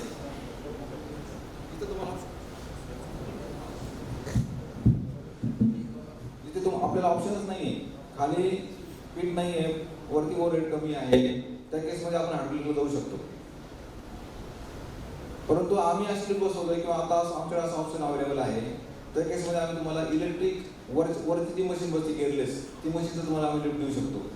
त्या ठिकाणी 11 फूट फ्लोर आहे होती सगळीकडे. तर आम्ही त्याला पीठ 450 mm ठेवलं आहे. तिथे फक्त एक स्टेप केली वरती. आणि वरती मशीन कॉम्पॅक्ट घेतो आम्ही. मशीन कॉस्टली मशीन आहे ते खूप कॉम्पॅक्ट आहे. आणि तिथे त्याला फाउंडेशन करून आम्ही ती बसवली. एकदम व्यवस्थित फिटमेंट केले, सक्सेसफुल इन्स्टॉलेशन झाले. तिथे आणखी एक प्रॉब्लेम आम्हाला चालायचं असं होतं की चारही बाजूला वीट बांधकाम आहे, ब्रिक वर्क आहे. एकाच बाजूला बीम आले, फर्स्ट फ्लोअरचा बीम, सेकंड फ्लोअरचा बीम आणि टेरेसचा बीम. आणि टेरेस बीमला खाली आलेला होता तो. त्या 3 बीमवरती आम्ही ती बसवली. तर त्याचं मेकॅनिझम एवढं स्ट्रॉंग केलेलं सर, फ्युचरमध्ये ती लिफ्टला कधीच प्रॉब्लेम होणार नाही. अशी ती लिफ्ट आम्ही त्या कॉम्पॅक्ट जागेवरती बसवली आणि सक्सेसफुली इन्स्टॉल्ड आहे. तर असं आम्ही फिटलेस लिफ्ट देऊ शकतो, फिटलेस लिफ्ट. तर तिथे तुमचा हार्वेस्टिंग येतोय. आणि हार्डवेअर लिफ्ट ही तुम्हाला जसं मगाशी म्हटलं ना तिथं अगदीच प्रॉब्लेम आहे, लिफ्ट बसू शकत नाही तरी हार्डवेअर ठीक आहे. पण हार्डवेअरचे ड्रॉबॅक काय सर की तिथं जर बसतोच. कारण मोटर लिफ्ट तिथे इलेक्ट्रिक मोटर वापरलं जाते, ट्रॅक्शन लिफ्ट म्हणतात. ट्रॅक्शन लिफ्टला आपण स्पीड ॲडजस्ट करू शकतो, त्याचं स्मूथनेस आणू शकतो आपण. पण हार्डवेअरमध्ये त्याला लिमिटेशन असतं. मग ते एका बाजूला त्याला देऊ शकतो तुम्हाला. आणि ऑइल लिकेज, आता हार्डवेअर लिफ्ट बसवण्यामध्ये ना सर तो बसवणारा जो माणूस आहे ना तो फार स्पीड पाहिजे हार्डवेअरला. त्याचं जे ऑइल सेल असतं त्याचं थोडं जरी फाटलं ना तर ऑइल लिकेज व्हायला सुरुवात होते. एकदा ऑइल लिकेज व्हायला सुरुवात झाली ना मग हार्डवेअर लिफ्टला तुम्हाला परफॉर्मन्स मिळणार नाही, ती लिफ्ट सारखी बंद पडत असेल. आणि हार्डवेअर लिफ्टमध्ये अजून एक प्रॉब्लेम असा आहे की एका वेळेला समजा लिफ्ट जास्त वेळ जर उभी राहिली फ्लोअरला तर ती फ्लुइड असतं, लिफ्ट ऑइल असतं, तर ती वजने हळूहळू खाली जाते. बाकी सगळेजण शांत झोपलेले, ऑटो लेवलिंग सिस्टीम असते त्याला. वरच्या लेवलवरती जाताना ती मोटर चालू होते आणि त्याला ती लेवल आणते. आणि खाली येताना ते काय मोटर चालू होत नाही. पण ज्या वेळेला ती खाली जाते तर ऑटोमॅटिक ती मशीन चालू होते, त्याला वरती घेऊन येत असते ऑटो लेवलिंग सिस्टीम. मग हे चालू असतं बिनकामाचं आणि त्याच्यामध्ये एनर्जी कन्झम्पशन होतं, बरोबर ना. मग त्या केसमध्ये आपल्याकडं जर ऑप्शन असेल, पूर्वी ऑप्शन्स नव्हते, या अशा केसमध्ये आठवीला लावण्याचा पर्याय नव्हता. त्या केसमध्ये ते ठीक होतं, पण आता तसे काही आले चांगली एजन्सी मिळाली, चांगलं असं बिल बसवून ते करायला पाहिजे.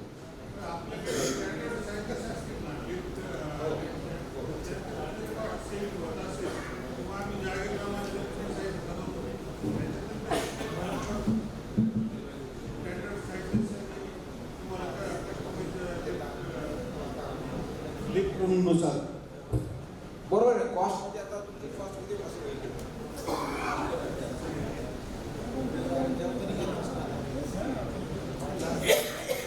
सर?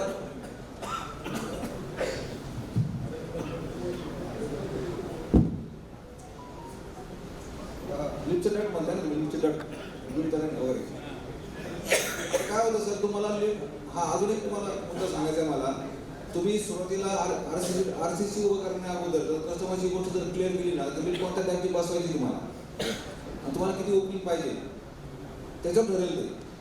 कारण तुम्ही म्हणले मला 4 माणसाची बसवायची. आता खरं तर तुम्हाला सांगतो की 4 माणसं आणि 6 माणसं, 2 माणसापासून 6 माणसापर्यंत लिफ्टची कॉस्ट सेम राहते, ती बदलत नाही. लोक काय म्हणतात 2 माणसं भरपूर झाले, पण तुम्हाला ते पैसे तेवढेच पे करायचे. 6 माणसाकडे 6 पॅसेंजर लिफ्ट असते. तुमची कॉस्ट आहे ना 2 पॅसेंजरपासून 6 पॅसेंजर लिफ्ट सेम राहते. प्राईस चेंज म्हणजे 8 माणसाची, 8 पॅसेंजर, 10 पॅसेंजर, 20 पॅसेंजर. आणि मला विचारायचा मुद्दा असा होता का तुमचं जे स्टँडर्ड साईज असतील त्याचे तुमचे जे तुमचे फॉर्म्स ठरलेले असतील तर त्याच्यात कॉस्ट सेविंग होत असेल तुमच्याकडं, म्हणून ते स्टँडर्ड साईजचे आम्हाला डिझाईन करता येतील. बरोबर आहे तुमचं. तुम्हाला स्टँडर्ड साईडचा चार्ज आम्ही तुम्हाला देऊ आणि तो असायला पाहिजे, आमच्याकडे पण असायला पाहिजे आणि तुमच्याकडे पण असायला पाहिजे. तर तुम्हाला आम्ही ते प्रॉपर तुम्हाला देऊ शकतो.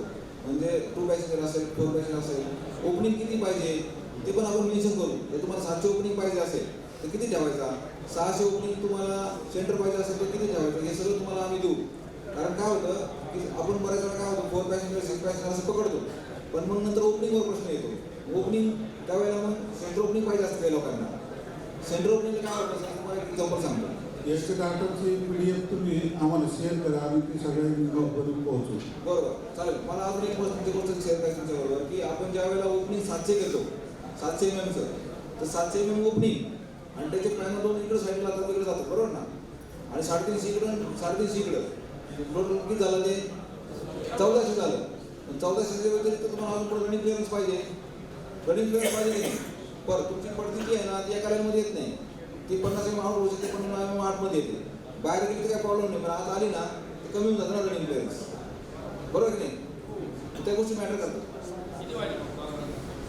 टॉलरन्स 100 mm पाहिजे, 100 mm पाहिजे. कारण इकडनं कमीत कमी 75 mm किंवा 100 mm अंतर असलं ना म्हणजे तो तुमचा तो RCB पडते जेव्हा तुमची बेंड होते ना तर ते मॅच होतं. कारण आम्हाला आपल्या लिफ्टला रनिंगला पूर्ण क्लिअर वेळ मिळायला पाहिजे, म्हणजे मिनिमम डायमेन्शन तेच पकडावं लागतं. असं मॅक्झिममचा काही उपयोग होत नाही. Any question इनबडी?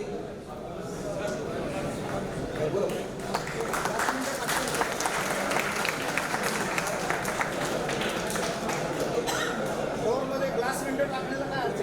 काय प्रॉब्लेम नाही.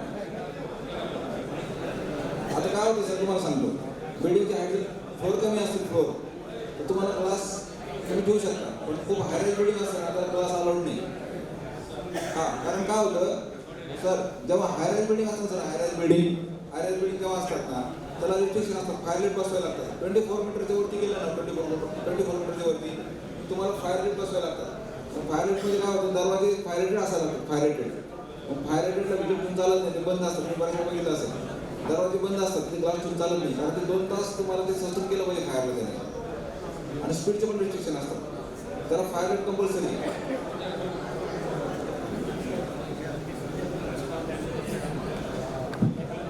सर, पहिला प्रश्न हा विचारायचा आहे की लाईटिंगचे सगळं मॅन्युफॅक्चरिंग तुमचं आहे का? बेसिकली कसं आहे सर, 100% आमचं मॅन्युफॅक्चरिंग नाही. वेंडर्स हो, तुम्ही सगळी जबाबदारी. आमची जबाबदारी. जसं मी माझे त्याच्यानंतर मशीनलेस रूम आणि मशीन रूम. तर मशीनलेस रूम जी आहे ती खालनं 4 फुटावरती तिचा स्लॅब घ्यायचा, नंतर 4 फुटाची साईड आहे, म्हणजे टॉवर स्लॅबला मॅच करता तिथे टॉप घेत करायचं. त्याला डोर ओपनिंग आहे, डोर ओपनिंग किती ठेवायचं त्याला हां त्याला तेवढं थोडं चालतं ना तेवढंच 2 फुटाचं रोड पासिंग करताय, 2 फुटाचं नाही 3 फूट बाय 4 फूट चालतं चालेल ना? हां 3 फूट बाय 4 4 फूट आहे ते रुंदीला 3 फूट ठेवा. बरं, दुसरा प्रश्न असा आहे, मध्ये आमच्याकडे स्वतंत्र साहेबांचा एक पुण्यातील विद्यार्थी तर टॉर्क लिफ्ट म्हणून एक कन्सेप्ट त्यांनी आम्हाला सांगितलं.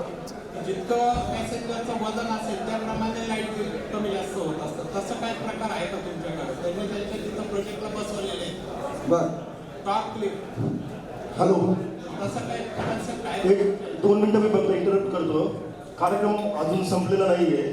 मागच्या वेळेस जी आपली ज्या गोष्टी मला सांगाव्या लागल्या होत्या त्या पुन्हा सांगाव्या लागू नये असं मला या ठिकाणी वाटतं. संस्थेचे सिनियर सभासद असतील, ज्युनियर सभासद असतील, संस्थेची प्रतिष्ठा सर्वांनी जपायला हरकत नाही. कार्यक्रम चालू होऊन हार्डली 2.25 तास झाले. तुमच्या आर्टिकोमध्ये टॉर्कलेट हां, त्यांनी आम्हाला सांगितलं होतं की जितके पॅसेंजर असतील त्याप्रमाणे ते लाईट बिल कमी जास्त होऊ शकतं, म्हणजे बिलाची इलेक्ट्रिसिटी सेव्हिंग होते. आणि त्यांनी तसे 2-3 प्रोजेक्टला बसवलेले. आता त्याच्यामध्ये हे बघायला लागेल की तुम्ही त्याला मशीन कोणती वापरली, ड्रायव्हिंग मशीन कोणती आहे. ड्रायव्हिंग मशीनवरती डिपेंड आहे. तुम्ही आपण समजा तुम्ही म्हणलात कोणतीही मशीन वापरू, पण ती टॉर्क कन्सेप्ट आहे का? आहे ना आहे ॲक्च्युली कसं आहे सर, जी इलेक्ट्रिक मशीन असेल इलेक्ट्रिक मशीन टॉर्क त्याला पण टॉर्क असतो. कुठली मशीन घ्या, आमच्या इलेक्ट्रिकला पण टॉर्क आहे, सगळ्या मशीनमध्ये टॉर्क असतो. टॉर्क म्हणजे काय की त्याला फिरवण्याची ताकद, त्याला फिरवण्याची ताकद. नॉर्मली काय होतं बऱ्याच वेळा काही लोक सांगतात की वरती जाताना करंट नाही घेत, खाली वर जाताना करंट घेत नाही, खाली जाताना करंट घेते. ॲक्च्युली मोठं दोन्ही साईड करंट घेतो, दोन्ही साईड लोड घेतो, एकच साईड काय होत नाही. तर तुम्ही जे म्हणताय ना ते टॉर्क वाजवून त्याची कोणतं इक्विपमेंट वापरले त्याचा अभ्यास करू नका. ओके, मनापासून धन्यवाद. यानंतर आपण येथे उपस्थित असलेल्या काही मान्यवरांचा आर्टिको लिफ्टच्या वतीनं एक छोटासा सन्मान करणार आहोत. मी सर्वप्रथम विनंती करतो प्रद्युम्नला की त्यांनी मंचावर यावं आणि त्रिमूर्ती कन्स्ट्रक्शनचे नितीन शिंदे यांचा आपल्या शुभ हस्ते सन्मान करावा. नितीन शिंदे सर आहेत? Yes please.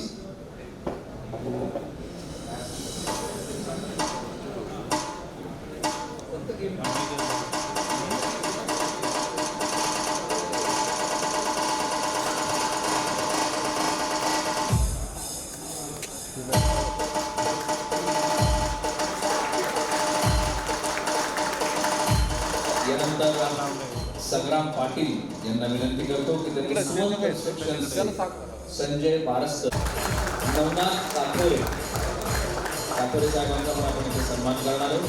आहेत उपस्थित योगेश परदेशी, अक्षय कासवा साहेब आले आणि रामत असोसिएटचे माननीय श्री टेलन साहेब. या सगळ्यांचे मनापासून आभार आर्टिको लिफ्ट्सच्या वतीनं. आणि यानंतर प्रदीपजी तांदळे साहेब यांना विनंती करतो की त्यांनी आपल्या या कार्यक्रमाचं आभार प्रदर्शन करावं. शिल्लक आहे अजून.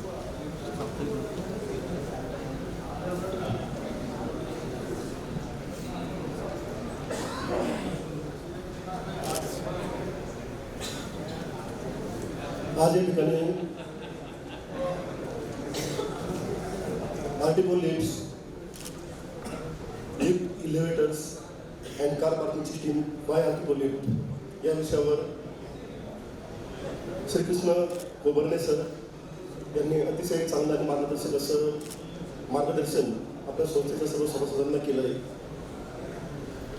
खरं तर एखादा कार्यक्रम जो होतो त्याचं यश जे आहे ते क्वेश्चन अँड आन्सर बोलणं जातं. जवळपास 15 ते 20 मिनिटं क्वेश्चन आन्सर चालला. सभासदांनी अतिशय संयमपूर्ण असं सरांचं जे बोलणं आहे ते ऐकलं.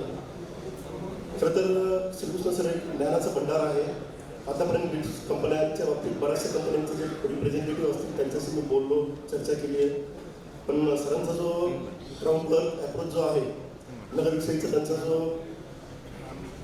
जिव्हाळा आहे, त्या माध्यमातून आपल्या संस्थेच्या माध्यमातून जास्तीत जास्त ऑर्डर्स त्यांना मिळतील यासाठी आपण सर्वांनी प्रयत्न करायचे. त्यात आपलाही थोडासा स्वार्थ आहे. स्वार्थ असा की हे सर्वांचं आपलं जे काम करायचं आहे त्या दिवशी कार्यक्रमाला आपण त्यांना बोलवलं होतं. एकबाबाईंचं म्हणणं तर असं आहे की लिफ्टचा सगळा खर्चच श्रीकृष्ण सरांनी करावा, पण तसं शक्य होणार नाही. तर तसं काही असेल तर आपण एखादं कॉन्ट्रॅक्ट त्या पद्धतीने करून देऊ, बाबा की 100, 500, 200 लिफ्ट आम्ही तुम्हाला देऊ, त्यावेळी तुम्ही आमचा सगळा लिफ्टचा खर्च करावा. खरं तर हा लाईफ टाईम त्यांना आपले जे प्रोग्राम्स होतात त्या माध्यमातून त्यांची लिफ्ट ही पिढीच नाही तर पुढच्या पिढीपर्यंत सर्वांना मार्गदर्शक राहील हे सर्वांच्या माध्यमातून. ते नक्कीच त्याचा विचार करतील. त्यांनी जसं इक्बाल सरांना आश्वासनही दिलेलं आहे, तसंच आपल्या बऱ्याचशा सदस्यांना मागील 8 दिवसांपासून ते भेटत आहेत. अजून बरेचसे सदस्य ते समक्ष भेट घेणार आहेत. आपल्या ग्रुपवर त्यांचा नंबर आहे, बाकीच्या गोष्टी आपण शेअर केलेल्या आहेतच. आर्टिकल लिफ्टचे आणि खरं तर सरांचा सर्वांनी एकदा जोरदार टाळ्यांच्या प्रकरणामध्ये अभिनंदन केलं पाहिजे. अतिशय चांगलं असं मार्गदर्शन त्यांनी आपल्याला या ठिकाणी केलं आहे. फक्त त्यांच्या प्रॉडक्ट्सविषयीच माहिती नाही तर लिफ्टच्या बाबतीत आपल्याला येणाऱ्या ज्या अडचणी असतील त्याची क्वालिटी असेल, सर्व्हिस असेल, मेंटेनन्स असेल, सेफ्टी फॅक्टर्स असतील, टेक्निकल पार्ट जो आहे याविषयी त्यांनी आपल्याला अतिशय मार्गदर्शन असं या ठिकाणी मार्गदर्शन केलं आहे. संस्थेच्या वतीने मी त्यांचे आभार मानतो. प्रसादजी बेडेकर सर आपल्यामध्ये आहेत. पहिल्यांदा आपल्या संस्थेमध्ये फर्स्ट टाइमच ते या ठिकाणी मास्टर ऑफ सेरेमनी म्हणून आपल्या संस्थेतनं त्यांचं जे काम आहे किंवा अँकरिंग कसं असावं ते मार्गदर्शन त्यांनी केलं आहे. मी आपल्या संस्थेच्या वतीने तसेच श्रीकृष्ण सरांच्या वतीने त्यांचा सत्कार करावा असं या ठिकाणी आवाहन करतो. बेडेकर सर.